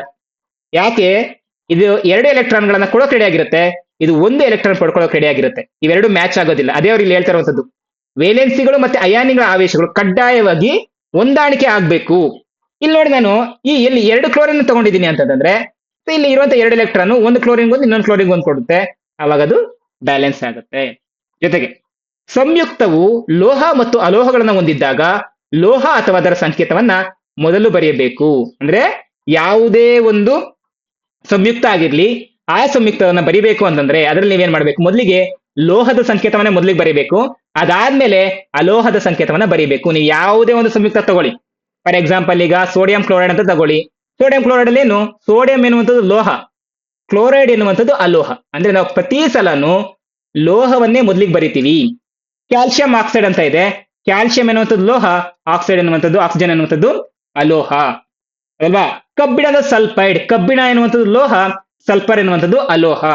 ತಾಮ್ರದ ಆಕ್ಸೈಡ್ ಅಲ್ಲಿ ತಾಮ್ರ ಎನ್ನುವಂಥದ್ದು ಲೋಹ, ಆಕ್ಸಿಜನ್ ಎನ್ನುವಂಥದ್ದು ಅಲೋಹ. ಅಂದ್ರೆ ನಾವೊಂದು ಸಂಯುಕ್ತವನ್ನ ಬರಿಬೇಕಂತಂದಾಗ ಮೊದಲಿಗೆ ಲೋಹವನ್ನ ಬರಿತೀವಿ, ತದನಂತರ ಅಲೋಹವನ್ನ ಬರಿತೀವಿ. ಏನ ಸಂಯುಕ್ತವು ಬಹುಪರಮಾಣಿತ ಅಯಾನುಗಳಿಂದಾದರೆ ಒಂದು ಸಂಯುಕ್ತದ ಅಯಾನುಗಳ ಸಂಖ್ಯೆಯನ್ನು ಸೂಚಿಸುವಾಗ ಸಂಯುಕ್ತದ ಅಣುಸೂತ್ರವನ್ನ ಕಂಸದೊಳಗೆ ಬರೆದು ಅಯಾನುಗಳ ಸಂಖ್ಯೆಯನ್ನ ಕಂಸದ ಹೊರಗಡೆ ಬರೀಬೇಕು. ಬಹುಪರಮಾಣೀಯತೆ ಆಗಿದ್ದಾಗ ನಾವು ಪಾಠ ಮಾಡ್ಬೇಕಾದ್ರೆ ನೀವು ಗಮನಿಸಿದ್ರೆ ಸಲ್ಫರ್ ಎನ್ನುವಂಥದ್ದು ಒಂದು ಬಹುಪರಮಾಣೀಯತೆ ಧಾತು. ನಾನು ನಿನ್ನೆ ಹೇಳಿದ್ದೀನಿ ಯಾವ್ದು ಏಕಪರಮಾಣೀಯ, ದ್ವಿಪರಮಾಣೀಯ ಅನ್ನುವಂಥದ್ದು. ಸೊ ಈ ರೀತಿಯಾಗಿ ಬೇರೆ, ಈಗ ಇದೊಂದು ಧಾತು, ಇನ್ನ ಯಾವ್ದಾದ್ರು ಬೇರೆ ಬೇರೆ ರೀತಿಯಾಗಿ ಹಣಗಳು ಬಂದಾಗ, ಫಾರ್ ಎಕ್ಸಾಂಪಲ್ ಈಗ OH ಅನ್ನೋದು ಸೇರ್ಕೊಂಡಾಗ್ಲೂ ಅಷ್ಟೇ ಇದನ್ನ ನಾವು ಬಹುಪರಮಾಣೀಯತೆ ಸಂಯುಕ್ತ ಅಂತ ಕರಿತೀವಿ ಇದನ್ನ. ಸೊ ಈ ರೀತಿ ಬಂದಾಗ ಇವುಗಳ ಅಣುಸೂತ್ರ ಬರಿಬೇಕಾದ್ರೆ ಈ ರೀತಿ ಬರೆದಾಗ, ಸೊ OH ಅನ್ನ ಯಾವಾಗ್ಲೂ ನಾವು ಔಟ್ ಸೈಡ್ ಅಲ್ಲೇ ಬರೆದು ಅದಕ್ಕೆ ನಾವು ಅಯಾನುಗಳನ್ನ ಬರಿತೀವಿ. ನೋಡಿ ಇಲ್ಲಿ OH ಇಲ್ಲಿ 2 ಅಯಾನುಗಳು ಇರೋದ್ರಿಂದ ಹೊರಭಾಗ ಬರಿತಾ ಇದೆ. ಫಾರ್ ಎಕ್ಸಾಂಪಲ್ ಈಗ NaOH ನೀವು ಗಮನಿಸಿರ್ಬೋದು, ಸೋಡಿಯಂ ಹೈಡ್ರಾಕ್ಸೈಡ್ ಎನ್ನುವಂಥದ್ದು. ಸೊ ಇದ್ರಲ್ಲಿ ನಾವ್ ಯಾಕೆ ಬ್ರಾಕೆಟ್ ಬರಿತಾ ಇಲ್ಲ ನೋಡಿ, ಇಲ್ಲಿ OH ನೀವು ಬೇಕಾದ್ರೆ ಬರಿಬೋದು, ಈ ತರ OH ಬರೆದು ಇಲ್ಲಿ ಒಂದಂತ ಬರಿಬೋದು. ಒಂದು ಬರೆದ್ರು ಒಂದೇ, ಬರೆದಿದ್ರು ಒಂದೇ ಅಂತ ಹೇಳಿ ನಾವು ಬರೆಯಕ್ ಹೋಗೋದಿಲ್ಲ. ಆದ್ರೆ ಇಲ್ಲಿ 2 ಇದ್ದಾಗ ಬರೀಲೇಬೇಕಾಗುತ್ತೆ. ಯಾವುಗಳಿಗೆ ಬಹುಪರಮಾಣೀಯತೆ ಇದ್ದಾಗ ಮಾತ್ರ ಕಂಸದೊಳಗೆ ಬರೆದು ಅಯಾನುಗಳ ಸಂಖ್ಯೆಯನ್ನ ಕಂಸದ ಹೊರಗಡೆ ಬರಿಬೇಕು. ನೋಡಿ ಉದಾಹರಣೆಗೆ NaOH ಅಂತ ಅವರೇ ಕೊಟ್ಟಿದ್ದಾರೆ. NaOH ಅಂತಂದ್ರೆ NaOH1 ಅಂತ ಬರಿಬಹುದು. MgOH ಅಂತಂದ್ರೆ MgOH2 ಅಂತ ಇದೆ. ಅಂದ್ರೆ ಇಲ್ಲಿ 2 ಅಯಾನುಗಳಿರೋದ್ರಿಂದ ಹೊರಭಾಗದಲ್ಲಿ ಬರಿತಾ ಇದೀವಿ. ನೆಕ್ಸ್ಟ್ ನಾವೀಗ ಕೆಲವೊಂದಿಷ್ಟು ಸರಳ ಸಂಯುಕ್ತಗಳನ್ನ ಯಾವ ರೀತಿಯಾಗಿ ಬರೀಬೇಕು ಅನ್ನೋದನ್ನ ತಿಳ್ಕೊಳ್ಳೋಣ. ಯಾವ ರೀತಿಯಾಗಿ ನಾವು ಬರಿತೀವಿ ಅಂತ ನಾನು ಇಷ್ಟೊತ್ತು ನಿಮ್ಗೆ ಹೇಳಿದೀನಿ. ಏನಾಗ್ಬೇಕು, ಫಸ್ಟ್ಗೆ ಅವುಗಳ ವೇಲೆನ್ಸಿ ಎನ್ನುವಂಥದ್ದು ಏನಾಗಬೇಕು, ಸರಿ ಹೊಂದಬೇಕು. ಮೊದಲನೇ ಒಂದು ಎಕ್ಸಾಂಪಲ್ ನೀವು ನೋಡಿದ್ರೆ ನಿಮ್ಗೆ ಅದು ಈಸಿಯಾಗಿ ಅರ್ಥ ಆಗುತ್ತೆ. ನೀವು ಇಲ್ಲಿ ಗಮನಿಸಿ ನೋಡಿ, ಹೈಡ್ರೋಕ್ಲೋರೈಡ್ ನ ಸೂತ್ರ ನಮ್ಗೆ ಹೇಗ್ ಬರುತ್ತೆ, ಅದನ್ನ ನಾವ್ ಹೇಗ್ ಬರಿತೀವಿ, ಒಂದು ಹೈಡ್ರೋಕ್ಲೋರೈಡ್ ಉಂಟಾಗಬೇಕಾದ್ರೆ ನಮ್ಗೆ ಅಲ್ಲಿ ಯಾವ್ದು ತಗೊಳ್ಬೇಕು, ಒಂದು ಹೈಡ್ರೋಜನ್ ಮತ್ತೊಂದು ಕ್ಲೋರಿನ್. ಹೈಡ್ರೋಜನ್ ನ ವೇಲೆನ್ಸಿ ಎಷ್ಟು, ನಾನು ಆಗ್ಲೇ ಹೇಳಿದ್ರೆ ಗಮನಿಸಿ ನೋಡಿ, ಹೈಡ್ರೋಜನ್ ನ ವೇಲೆನ್ಸಿ 1, ಕ್ಲೋರಿನ್ ನ ವೇಲೆನ್ಸಿ 1. ಇದು +1 ಆಗುತ್ತೆ, ಇದು -1 ಆಗುತ್ತೆ. ಓಕೆ, ನಮ್ಗೆ ಇಲ್ಲಿ ಅಯಾನುಗಳ ಅವಶ್ಯಕತೆ ಇಲ್ಲ. ಇವೆರಡು ಏನ್ ಮಾಡುತ್ತೆ ನೋಡಿ, ಇಲ್ಲಿ ನಾನು ಏನ್ ಮಾಡಿದೆ, ಮೊದಲನೇ ನಿಯಮನ ಗಮನಿಸ್ಕೊಳ್ಳಿ. ಏನಾಗಿರ್ಬೇಕು, ಅವೆರಡು ಹೊಂದಾಣಿಕೆ ಆಗ್ಬೇಕು. ಎರಡು ಹೊಂದಾಣಿಕೆ ಆಗೋದ್ರಿಂದ ನಾವಿಲ್ಲಿ ಕ್ರಾಸ್ ಮಲ್ಟಿಪ್ಲಿಕೇಶನ್ ಮಾಡ್ಬೇಕು. ಹೈಡ್ರೋಜನ್ ಇಂಟು 1 ಹೈಡ್ರೋಜನ್ ಆಗುತ್ತೆ, ಕ್ಲೋರಿನ್ ಇಂಟು 1 ಕ್ಲೋರಿನ್ ಆಗುತ್ತೆ. ಅಂದ್ರೆ ನಾವು H1Cl1 ಅಂತಾನು ಬರಿಬಹುದು. ಸೊ ಒಂದಕ್ಕೆ ನಾವು ಅಷ್ಟು ಮಹತ್ವ ಕೊಡದೇ ಇರೋದ್ರಿಂದ HCl ಅಂತಾನು ಬರಿತೀವಿ. H1Cl1 ಮತ್ತೆ HCl ಬೇರೆನಾ ಅಂತಂದ್ರೆ ಎರಡು ಒಂದೇನೆ, ಓಕೆನಾ. ಜೊತೆಗೆ ಈಗ ಇಲ್ಲಿ ಇನ್ನೊಂದು ಎಕ್ಸಾಂಪಲ್ ಕೊಡ್ತೀನಿ, ಅವಾಗ ನಿಮ್ಗೆ ಅದು ಈಸಿಯಾಗಿ ಅರ್ಥ ಆಗುತ್ತೆ. ಫಾರ್ ಎಕ್ಸಾಂಪಲ್ ಈಗ ನಾನೀಗ ನಿಮ್ಗೆ ಏನೋ ಒಂದು ಐಡಿಯಾ ಸಿಕ್ತು. ಈಗ H ಎನ್ನುವಂಥದ್ದು ಓಕೆ, H ಎನ್ನುವಂಥದ್ದು ಒಂದಿತ್ತು, ಕ್ಲೋರಿನ್ ಎನ್ನುವಂಥದ್ದು ಇದೆ, ಕ್ಲೋರಿನ್ಗೂ ಒಂದು ಇದು ಒಂದು ಕೊಡ್ತಾ ಇತ್ತು, ಒಂದು ಪಡ್ಕೊಳ್ಳೋಕೆ ರೆಡಿ ಆಗಿತ್ತು. ಓಕೆ, ಈಗ ಹೈಡ್ರೋಜನ್ ಅನ್ನುವಂಥದ್ದು ಬೇರೆ ಯಾವ್ದ್ರ ಜೊತೆ ರಿಯಾಕ್ಟೇ ಆಗಲ್ವಾ. ಹೈಡ್ರೋಜನ್ ಎನ್ನುವಂಥದ್ದು ಸಲ್ಫರ್ ಜೊತೆ ರಿಯಾಕ್ಟ್ ಆಗ್ತಾ ಇದೆ ಅಂತ ಅನ್ಕೊಳ್ಳೋಣ. ಹೈಡ್ರೋಜನ್ ನ ವೇಲೆನ್ಸಿ ಎಷ್ಟು, ಹೈಡ್ರೋಜನ್ ನ ವೇಲೆನ್ಸಿ 1, ಸಲ್ಫರ್ ನ ವೇಲೆನ್ಸಿ ಎಷ್ಟಾಗುತ್ತೆ ನೀವು ಇಲ್ಲಿ ಗಮನಿಸಿ ನೋಡಿ, ಸಲ್ಫರ್ ನ ವೇಲೆನ್ಸಿ 2. ಅಂದ್ರೆ ನಿಮ್ಗೆ ಇಲ್ಲಿ ಅರ್ಥ ಮಾಡ್ಕೋಬೇಕು, ಸಲ್ಫರ್ ಹತ್ರ 2 ಎಲೆಕ್ಟ್ರಾನ್ ಬೇಕು ಅದಕ್ಕೆ. ಆದ್ರೆ ನಮ್ಗೆ ಇಲ್ಲಿ ಹೈಡ್ರೋಜನ್ ಎಷ್ಟಿದಾವೆ, ಒಂದೇ ಒಂದು ಹೈಡ್ರೋಜನ್ ಇದೆ. ಆಗ ನಾವಿಲ್ಲಿ 2 ಹೈಡ್ರೋಜನ್ಗಳನ್ನ ಬಿಟ್ಟಾಗ ಸಲ್ಫರ್ ಅದ್ರ ಜೊತೆಗೆ ವರ್ತನೆ ಮಾಡುತ್ತೆ ಅಂತ. ಆದ್ರೆ ನಮ್ಗೆ ಅದು ಕನ್ಫ್ಯೂಷನ್ ಆಗುತ್ತೆ ಅಂತ ಹೇಳಿ ಅದೇನ್ ಮಾಡ್ತಾರೆ ಅವರು, ಕ್ರಾಸ್ ಮಲ್ಟಿಪ್ಲಿಕೇಶನ್ ಮಾಡ್ಕೊಂಡು ನಿಮ್ಗೆ ಈಸಿಯಾಗಿ ನೀವು ಅಣುಸೂತ್ರವನ್ನ ರಚನೆ ಮಾಡಬಹುದು. H2 into S. ಇದ್ರ ಅರ್ಥ ಏನು, 2 ಹೈಡ್ರೋಜನ್ಗಳಿದ್ದು ಹೈಡ್ರೋಜನ್ಗಳು ಒಂದು ಸಲ್ಫರ್ಗೆ ಎಲೆಕ್ಟ್ರಾನ್ಗಳನ್ನ ಕೊಡ್ತವೆ. ಇದ್ರ ಅರ್ಥ ಏನು, ಸಲ್ಫರ್ಗೆ ಹೊಟ್ಟೆ ತುಂಬಬೇಕಂದ್ರೆ ಎಷ್ಟು ಎಲೆಕ್ಟ್ರಾನ್ ಬೇಕು, 2 ಎಲೆಕ್ಟ್ರಾನ್ ಬೇಕು. ಈ 2 ಎಲೆಕ್ಟ್ರಾನ್ ಎಲ್ಲಿಂದ ಸಿಗುತ್ತೆ, ಈ ಹೈಡ್ರೋಜನ್ ಹತ್ರ ಒಂದು ಎಲೆಕ್ಟ್ರಾನ್ ಇರುತ್ತೆ, ಈ ಹೈಡ್ರೋಜನ್ ಹತ್ರ ಒಂದು ಎಲೆಕ್ಟ್ರಾನ್ ಇರುತ್ತೆ. ಈ 2 ಎಲೆಕ್ಟ್ರಾನ್ಗಳು ಇದಕ್ಕೆ ಸೇರಿದಾಗ ಏನಾಗುತ್ತೆ, ಸೊ ನಮ್ಗೆ ಹೊಸ ಒಂದು ಸಂಯುಕ್ತ ಉಂಟಾಗುತ್ತೆ. H2S ಎನ್ನುವಂಥದ್ದು. ಓಕೆನಾ? ಇಲ್ಲಿ ಏನ್ ಮಹತ್ವ ಪಡಿತಾ ಇದೆ, ಅವುಗಳ ವೇಲೆನ್ಸಿ ಎನ್ನುವಂಥದ್ದು ಬಹಳ ಪ್ರಮುಖ ಪಾತ್ರವನ್ನು ವಹಿಸ್ತಾ ಇದೆ. ಇನ್ನು next carbon tetrachloride. So carbon tetrachloride means ಈಗ ಕಾರ್ಬನ್ ಮತ್ತೊಂದು ಟೆಟ್ರಾ ಬಿಡಿ ಕ್ಲೋರೈಡ್ ಎನ್ನುವಂಥದ್ದು. ಸೊ ನಮಗೆ ಸಿ ಮತ್ತೊಂದು Cl. ಸೊ ಕಾರ್ಬನ್ ನ ವೇಲೆನ್ಸಿ ಎಷ್ಟು? ಕಾರ್ಬನ್ ನ ವೇಲೆನ್ಸಿ 4, ಕ್ಲೋರಿನ್ ನ ವೇಲೆನ್ಸಿ 1. ಇವೆರಡು ಸರಿದೂಗಬೇಕಾದ್ರೆ ಏನ್ ಮಾಡಬೇಕು? ಕ್ರಾಸ್ ಮಲ್ಟಿಪ್ಲಿಕೇಶನ್ ಮಾಡಬೇಕು. CCl4 ಏನಂತದ್ದು ಮಾಡ್ತೀವಿ. ಅಂತಂದ್ರೆ ಇದ್ರ ಅರ್ಥ ನೋಡಿ, ಸೂತ್ರ ಏನ್ ಬರುತ್ತೆ? CCl4. ಇದ್ರ ಅರ್ಥ ಏನು ನೋಡಿ, ಒಂದು ಕಾರ್ಬನ್ ಇದೆ. ಈ ಕಾರ್ಬನ್ ನ ವೇಲೆನ್ಸಿ ಎಷ್ಟು ಅಂದ್ರೆ ಅದರ ಹೊರಭಾಗದಲ್ಲಿ 4 ಎಲೆಕ್ಟ್ರಾನ್ಗಳು ಇದಾವೆ.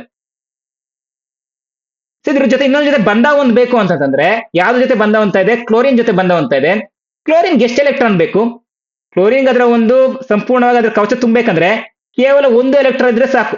ಈಗ ಒಂದು ಕಾರ್ಬನ್ ಅಂದ್ರೆ 4 ಎಲೆಕ್ಟ್ರಾನ್ ಇರೋದ್ರಿಂದ ಇದು 1 ಎಲೆಕ್ಟ್ರಾನ್ ಇದಕ್ಕೆ ಕೊಡುತ್ತೆ. ಉಳಿದಿರುವಂತಹ 3 ಎಲೆಕ್ಟ್ರಾನ್ ಯಾರಿಗೆ ಕೊಡ್ಬೇಕದು? ಎಸ್, ಆಗ ಅದೇ ರೀತಿಯಾಗಿರುವಂತಹ ಮತ್ತೆ 3 ಕ್ಲೋರಿನ್ಗಳ ಜೊತೆ ಇದು ವರ್ತನೆ ಮಾಡುತ್ತೆ. ಈಗ ಈ 4 ಕ್ಲೋರಿನ್ ಜೊತೆ ವರ್ತನೆ ಮಾಡೋದ್ರಿಂದ ಕಾರ್ಬನ್ ಎನ್ನುವಂಥದ್ದು 4 ಕ್ಲೋರಿನ್ ಜೊತೆ ವರ್ತನೆ ಮಾಡಿದಾಗ CCl4. ಸೊ ಈ ರೀತಿ ಇದ್ದಾಗ ಇದರ ವೇಲೆನ್ಸಿ ಸರಿಯಾಗಿ ಸರಿದೋಗುತ್ತೆ. ವೇಲೆನ್ಸಿ ಸರಿದೋಗುತ್ತೆ ಏನರ್ಥ? ಎಲೆಕ್ಟ್ರಾನ್ಗಳು ಸರಿಯಾಗಿ ಹಂಚಿಕೆಯಾಗ್ತವೆ ಎನ್ನುವಂತ ಮಾಹಿತಿ ಇದೆ. ಕಾರ್ಬನ್ ಟೆಟ್ರಾಕ್ಲೋರೈಡ್, ಇದಕ್ಕೆ ನಾವು ಹೆಸರನ್ನ ಕೊಡ್ತೀವಿ, ಕಾರ್ಬನ್ ಟೆಟ್ರಾಕ್ಲೋರೈಡ್. ಮತ್ತೆ ನೀವಿಲ್ಲಿ ಇದನ್ನ ಹೇಗೆ ಓದ್ಬೇಕು ಅನ್ನೋದು ಬಹಳ ಜನಕ್ಕೆ ಕನ್ಫ್ಯೂಷನ್ ಇರುತ್ತೆ. ಸರಿಯಾಗಿ ಅರ್ಥ ಮಾಡ್ಕೊಳ್ಳಿ. ಇಲ್ಲಿ ನಾನು ಇಲ್ಲಿ ಒಂದ್ ಕಡೆ ಬರೆದ್ವಿ, ಸೊ ಇಲ್ಲೆಲ್ಲ ಒಂದ್ ಕಡೆ ಬರೆದ್ವಿ ಕೊನೆಯಲ್ಲಿ. ಯಾವ್ದಾದ್ರು ಯಾವ್ದಾದ್ರು ಒಂದು ಸಂಯುಕ್ತನ ಓದ್ತಾ ಇದೀವಿ ಅಂತಂದ್ರೆ ನೋಡಿ, ಅದು ಕೊನೆಯಲ್ಲಿ ಈಗ ಫಾರ್ ಎಕ್ಸಾಂಪಲ್ Cl ಇತ್ತು, Cl2 ಇತ್ತು, Cl3 ಇತ್ತು, ಅಥವಾ NO ಇತ್ತು, NO2 ಇತ್ತು, NO3 ಇತ್ತು. ಸೊ ಇದನ್ನ ಹೇಗೆ ಓದೋದು ನೋಡಿ, ಕೊನೆಯ ಭಾಗದಲ್ಲಿ 1 ಅಥವಾ 2 ವೇಲೆನ್ಸಿ ಏನಾದ್ರು ಇತ್ತು ಅಂತಂದ್ರೆ ನಾವಲ್ಲಿ ಡ್ ಎನ್ನುವಂತ ಒಂದು ಶಬ್ದವನ್ನ ಸೇರಿಸ್ತೀವಿ. For example carbon dioxide, nitrogen oxide, nitrous oxide ಅಂತ ಬಳಸ್ತೀವಿ. ಆಯ್ತಾ? ಅದೇ 3 ಇದ್ರೆ ಫಾರ್ ಎಕ್ಸಾಂಪಲ್ ಇಲ್ಲಿ ನೋಡಿ KNO3 ಅಂತ ಇದೆ. ಪೊಟ್ಯಾಷಿಯಂ ನೈಟ್ರೇಟ್, ಇಲ್ಲಿ ನೋಡಿ ಕ್ಯಾಲ್ಸಿಯಂ ಕಾರ್ಬೋನೇಟ್. ಕೊನೆಯ ಪದವನ್ನ ಅರ್ಥ ಮಾಡ್ಕೊಳ್ಳಿ, ಟ್ ಎನ್ನುವಂತ ಪದವನ್ನ ಸೇರಿಸ್ತೀವಿ. ಏನಂದ್ರೆ 3 ಇದ್ರೆ ಕೊನೆಯಲ್ಲಿ ನಾವು ಟ್ ಅಂತ ಸೇರಿಸ್ತೀವಿ, 1 ಅಥವಾ 2 ಇದ್ರೆ ಡು ಅಂತ ಸೇರಿಸ್ತೀವಿ. ಎಸ್, ಇನ್ನ ಇವಿಷ್ಟು ಸಹ ಇನ್ನು ನಾವು ಯಾವ ರೀತಿಯಾಗಿ ನಾವು ಒಂದಿಷ್ಟು ಸಂಯುಕ್ತಗಳನ್ನ ರಚನೆ ಮಾಡ್ತೀವಿ ಅನ್ನುವಂಥದ್ದು. ಇಲ್ಲಿ ಒಂದು ಕೆಲವೊಂದಿಷ್ಟು ಎಕ್ಸಾಂಪಲ್ಸ್ ಇದಾವೆ. ಒಂದ್ ನಿಮಿಷ. ಇಲ್ಲಿ ಮೆಗ್ನೀಷಿಯಂ ಕ್ಲೋರೈಡ್ ಇದೆ. ಇದ್ರ ಬಗ್ಗೆ ನಾನು ಆವಾಗಲೇ ಹೇಳಿದೆ. ಮೆಗ್ನೀಷಿಯಂ ಅಥವಾ 2 ಎಲೆಕ್ಟ್ರಾನ್ ಇರುತ್ತೆ. ಕ್ಲೋರಿನ್ಗೆ 1 ಎಲೆಕ್ಟ್ರಾನ್ ಬೇಕು. ಅವಾಗ ಏನ್ ಮಾಡ್ತೇವೆ, ಇನ್ನ ಒಂದು ಕ್ಲೋರಿನ್ ತಗೊಳ್ತೀವಿ. ಕ್ಲೋರಿನ್ದು 1 ಮೈನಸ್. ಸೊ ಇಲ್ಲಿ 2 ಮೈನಸ್ 2 ಪ್ಲಸ್ ಆದ್ರೆ ಇಲ್ಲಿ 1 Mg ಇದೆ, 2 Cl ಆಯ್ತು, MgCl2 ಅನ್ನೋದು ಬರಿತೀವಿ. ಇಲ್ಲಿ ಇನ್ನ ಕೆಲವೊಂದಿಷ್ಟು ಎಕ್ಸಾಂಪಲ್ಸ್ ಇದಾವೆ. ಅವೆಲ್ಲವೂ ಸಹ ವೇಲೆನ್ಸಿಗಳ ಆಧಾರಿತವಾಗಿಯೇ ಉಂಟಾಗುವ ಹೊಸ ಸಂಯುಕ್ತಗಳು. ಬೇಕಾದ್ರೆ ಇಲ್ಲಿ ಇದನ್ನು ಗಮನಿಸಿ ನೋಡ್ಕೊಳ್ಳಿ. ಅಲ್ಯೂಮಿನಿಯಂನ ವೇಲೆನ್ಸಿ ಎಷ್ಟಾಗುತ್ತೆ? 3. ಅಂದ್ರೆ ಅಲ್ಯೂಮಿನಿಯಂ ಎನ್ನುವಂಥದ್ದು 3 ಎಲೆಕ್ಟ್ರಾನ್ ಕೊಡೋದಕ್ಕೆ ರೆಡಿ ಆಗಿರುತ್ತೆ. ನೀವು ಇಲ್ಲಿ ಗಮನಿಸಿ ನೋಡಿ, ಇಲ್ಲಿ ಬರ್ದಿದ್ದೀನಿ ನೋಡಿ. ಅಲ್ಯೂಮಿನಿಯಂ ಎನ್ನುವಂಥದ್ದು 3 ಎಲೆಕ್ಟ್ರಾನ್ ಕೊಡೋದಕ್ಕೆ ರೆಡಿ ಆಗಿರುತ್ತೆ. ಸರ್ ನಮ್ಗೆ ಎಕ್ಸಾಮ್ ಅಲ್ಲಿ ನೆನಪಿಗೆ ಬರ್ತಾ ಇಲ್ಲ, ಅವಾಗ ನಾವೇನ್ ಮಾಡ್ಬೇಕು? ಬೋರ್ ಅಟಾಮಿಕ್ ಮಾಡಲ್ಲ ನೀವು ಚೆನ್ನಾಗಿ ತಿಳ್ಕೊಂಡ್ರೆ ಸರ್. ಸೊ ಮೊದಲನೇದಾಗಿ ಏನು, ಮೊದಲನೇ ಶೆಲ್ ಅಲ್ಲಿ 2 ಇರುತ್ತೆ. ಅಲ್ಯೂಮಿನಿಯಂ ಅಂತದ್ದು 13ನೇ ಧಾತು. ಓಕೆನಾ? ಸೊ ಇನ್ನ 2ನೇ ಶೆಲ್ ಅಲ್ಲಿ 8 ಎಲೆಕ್ಟ್ರಾನ್. ಹಾಗಾದ್ರೆ ಇನ್ನು ಉಳ್ಕೊಂಡಿರೋದೆಷ್ಟು? 3 ಎಲೆಕ್ಟ್ರಾನ್. ಸೊ 3 ಎಲೆಕ್ಟ್ರಾನ್ಗೆ ಇದನ್ನ ಒಟ್ಟೆ ನೆಕ್ಸ್ಟ್ ಶೆಲ್ ತುಂಬಬೇಕು ಅಂತಂದ್ರೆ 8 ಎಲೆಕ್ಟ್ರಾನ್ ಬೇಕಾಗುತ್ತೆ. ಅದ್ರಲ್ಲಿ ಎಷ್ಟು ಎಲೆಕ್ಟ್ರಾನ್? 3 ಇದೆ ಅಂತಂದ್ರೆ 3ನ್ನ ಈಸಿಯಾಗಿ ಕೊಟ್ಬಿಡ್ಬೋದು. 5ನ ಪಡ್ಕೊಳ್ಳೋಕ್ಕಿಂತ 3ನ್ನ ಕೊಟ್ಬಿಡೋದು ಈಸಿ. ಅದಕ್ಕೋಸ್ಕರ ಅಲ್ಯೂಮಿನಿಯಂನ ವೇಲೆನ್ಸಿ 3 ಅಂತ ತಗೊಳ್ಕೊಳ್ತೀವಿ. ಇನ್ನು ಆಕ್ಸಿಜನ್ ನ ವೇಲೆನ್ಸಿ 2. ಸೊ ಈಗ ಹೊಸ ಧಾತು ಉಂಟಾಗಬೇಕಾದ್ರೆ ನಾವೇನ್ ಮಾಡ್ಬೇಕು? ಕ್ರಾಸ್ ಮಲ್ಟಿಪ್ಲಿಕೇಶನ್ ಮಾಡ್ತೀವಿ. Al2O3 ಈ ರೀತಿ ಯಾವುದೇ ಸೂತ್ರವನ್ನು ತೆಗೆದುಕೊಳ್ಳಿ, ಅದೇ ರೀತಿಯಾಗಿ ಬರುತ್ತೆ. ಇನ್ನು ನೀವು ಇಲ್ಲಿ ಗಮನಿಸಬಹುದು ಕೆಲವೊಂದಿಷ್ಟು ಸಂಯುಕ್ತಗಳಿದಾವೆ. ಸಂಯುಕ್ತಗಳಲ್ಲಿ ನಾವೇನ್ ಮಾಡ್ತೀವಿ, ಸಾಮಾನ್ಯವಾಗಿ ಸಂಯುಕ್ತಗಳನ್ನ ಸೇರಿಸಿದಾಗ ಮತ್ತಷ್ಟು ಸಂಯುಕ್ತಗಳಾಗ್ತವೆ. ಫಾರ್ ಎಕ್ಸಾಂಪಲ್ ಈಗ ಇಲ್ಲಿ ಗಮನಿಸಿ ನೋಡಿ, ಇಲ್ಲಿ ಒಂದೇ ಧಾತು, ಇಲ್ಲಿ ಕೇವಲ 2 ಧಾತುಗಳು, 3 ಧಾತುಗಳಿದಾವೆ. ಇದನ್ನ ನಾವೇನ್ ಕರಿತೀವಿ? ಸೋಡಿಯಂ ಕಾರ್ಬೋನೇಟ್ ಅಂತ ಕರಿತೀವಿ. ಇದು ಹೇಗೆ ಹೊಸ ಒಂದು ಸಂಯುಕ್ತ ಉತ್ಪತ್ತಿ ಆಯ್ತು? ಫಾರ್ ಎಕ್ಸಾಂಪಲ್ ಸೋಡಿಯಂ ಅನ್ನೋಂಥದ್ದು ನೋಡ್ಕೊಳ್ಳಿ. ಸೋಡಿಯಂನ ವೇಲೆನ್ಸಿ ಎಷ್ಟು? ನಾವು ಈಗಾಗಲೇ ಗಮನಿಸಿದಂತೆ +1. ಓಕೆ, ಅಂದ್ರೆ ಕಾರ್ಬೋನೇಟ್ -2 ಅಂತ ಹೇಗೆ ಕೊಟ್ರು? ಎಸ್, ನಿಮ್ಗೆ ಗೊತ್ತಿರಬಹುದು. ಕಾರ್ಬನ್ ನ ವೇಲೆನ್ಸಿ ಎಷ್ಟಾಗುತ್ತೆ? 4 ಅದಲ್ವಾ? ಕಾರ್ಬನ್ ನ ವೇಲೆನ್ಸಿ 4. ಆಕ್ಸಿಜನ್ ನ ವೇಲೆನ್ಸಿ ಎಷ್ಟು? Oxygen valency 2. ಅದ್ರಲ್ಲಿ ಎಷ್ಟು ಆಕ್ಸಿಜನ್ ಇದಾವೆ? 3 ಆಕ್ಸಿಜನ್ ಇದಾವೆ. ಒಟ್ಟಾರೆಯಾಗಿ ಎಷ್ಟಾಯ್ತು? -6. +4 -6 ಸೇರಿದಾಗ ಎಷ್ಟಾಗುತ್ತೆ? -2. ನೋಡಿ -2 ಆವೇಶಗಳು ಎಷ್ಟಾಯ್ತು ಇಲ್ಲಿ? -2 ಆಯ್ತು. ಸೊ ಈಗ ನಾವೇನ್ ಮಾಡಬೇಕು? ಕ್ರಾಸ್ ಮಲ್ಟಿಪ್ಲಿಕೇಶನ್ ಮಾಡಬೇಕು. Na2CO3 ಈ ರೀತಿಯಾಗಿ ಬರುತ್ತೆ. ಒಂದು ವೇಳೆ ಒಂದೇ ಅಯಾನ್ ಇದ್ದಲ್ಲಿ ಆವರಣವನ್ನ ಬಳಸುವ ಅವಶ್ಯಕತೆ ಇರುವುದಿಲ್ಲ ಎನ್ನುವುದನ್ನ ಮೇಲಿನ ಉದಾಹರಣೆ ತಿಳಿಯಬಹುದು ಅಂತ ಹೇಳಿದರೆ, ಇದರ ಅರ್ಥ ಏನು ಅಂತಂದ್ರೆ Na2CO3 ಆಫ್ 1 ಅಂತ ಬೇಕಾದ್ರೂ ಬರಿಬೋದಿತ್ತು. ಇದು ನೀವು ಮಲ್ಟಿಪ್ಲಿಕೇಶನ್ ಮಾಡಿದ್ರೆ ಮತ್ತೆ ನಿಮ್ಗೆ ಇದಿಷ್ಟೇ ಬರುತ್ತೆ. ಸೊ ಅವಶ್ಯಕತೆ ಇಲ್ಲ ಎನ್ನುವಂತ ಮಾಹಿತಿಯನ್ನ ಇಲ್ಲಿ ಕೊಟ್ಟಿದ್ದಾರೆ. ಇನ್ನ ಇಲ್ಲಿರುವಂತ ಎಲ್ಲಾ ಒಂದು ಧಾತುಗಳ ಬಗ್ಗೆ ಆಗಿರ್ಬೋದು, ಎಲ್ಲಾ ಒಂದು ಸಂಯುಕ್ತಗಳಾಗಿರ್ಬೋದು, ಅವುಗಳೆಲ್ಲವೂ ಸಹ ಅವುಗಳ ಆವೇಶದ ಆಧಾರಿತವಾಗಿಯೇ, ಅವುಗಳ ಅಯಾನ್ಗಳ ಆಧಾರಿತವಾಗಿಯೇ ಸಂಯುಕ್ತಗಳಾಗಿದ್ದಾವೆ. ಸ್ನೇಹಿತರೆ, ನಾನು ಇಷ್ಟೊತ್ತು ನಿಮ್ಗೆ ಏನ್ ಚರ್ಚೆ ಮಾಡಿದೀನಿ, ನೀವೇನ್ ತಿಳ್ಕೋಬೇಕು ಅಂತಂದ್ರೆ, ನಿನ್ನೆ ನಾವು ಒಂದು ಹೊಸ ಸಂಯುಕ್ತ ಉಂಟಾಗುತ್ತಂದ್ರೆ ಅದು ಅಣುಗಳ ರೂಪದಲ್ಲಿ ಸೇರಿ ಏನಾಗ್ತಿತ್ತು? ಹೊಸ ಸಂಯುಕ್ತ ಆಗ್ತಿತ್ತು. ಇವತ್ ನಾವೇನ್ ಮಾತಾಡಿದೀವಿ? ಅಯಾನ್ಗಳ ಸಂಯೋಜನೆಯಿಂದ ಒಂದು ಹೊಸ ಸಂಯುಕ್ತ ಉಂಟಾಗುತ್ತೆ ಅನ್ನೋದನ್ನ ಇವತ್ತಿನ ತರಗತಿಯಲ್ಲಿ ತಿಳ್ಕೊಂಡಿದೀವಿ. ಇನ್ನ ಮುಂದಿನ ಒಂದು ಟಾಪಿಕ್ ಇದೆ, ಮೋಸ್ಟ್ ಇಂಪಾರ್ಟೆಂಟ್ ಟಾಪಿಕ್. ನೋಡಿ 100% ಟಾಪಿಕ್ ಇದು. ಒಂದು ಕ್ವಶನ್ ಏನುವಂತದ್ದು ಕಂಪಲ್ಸರಿ ಬಂದೇ ಬರುತ್ತೆ. ಯಾವುದು?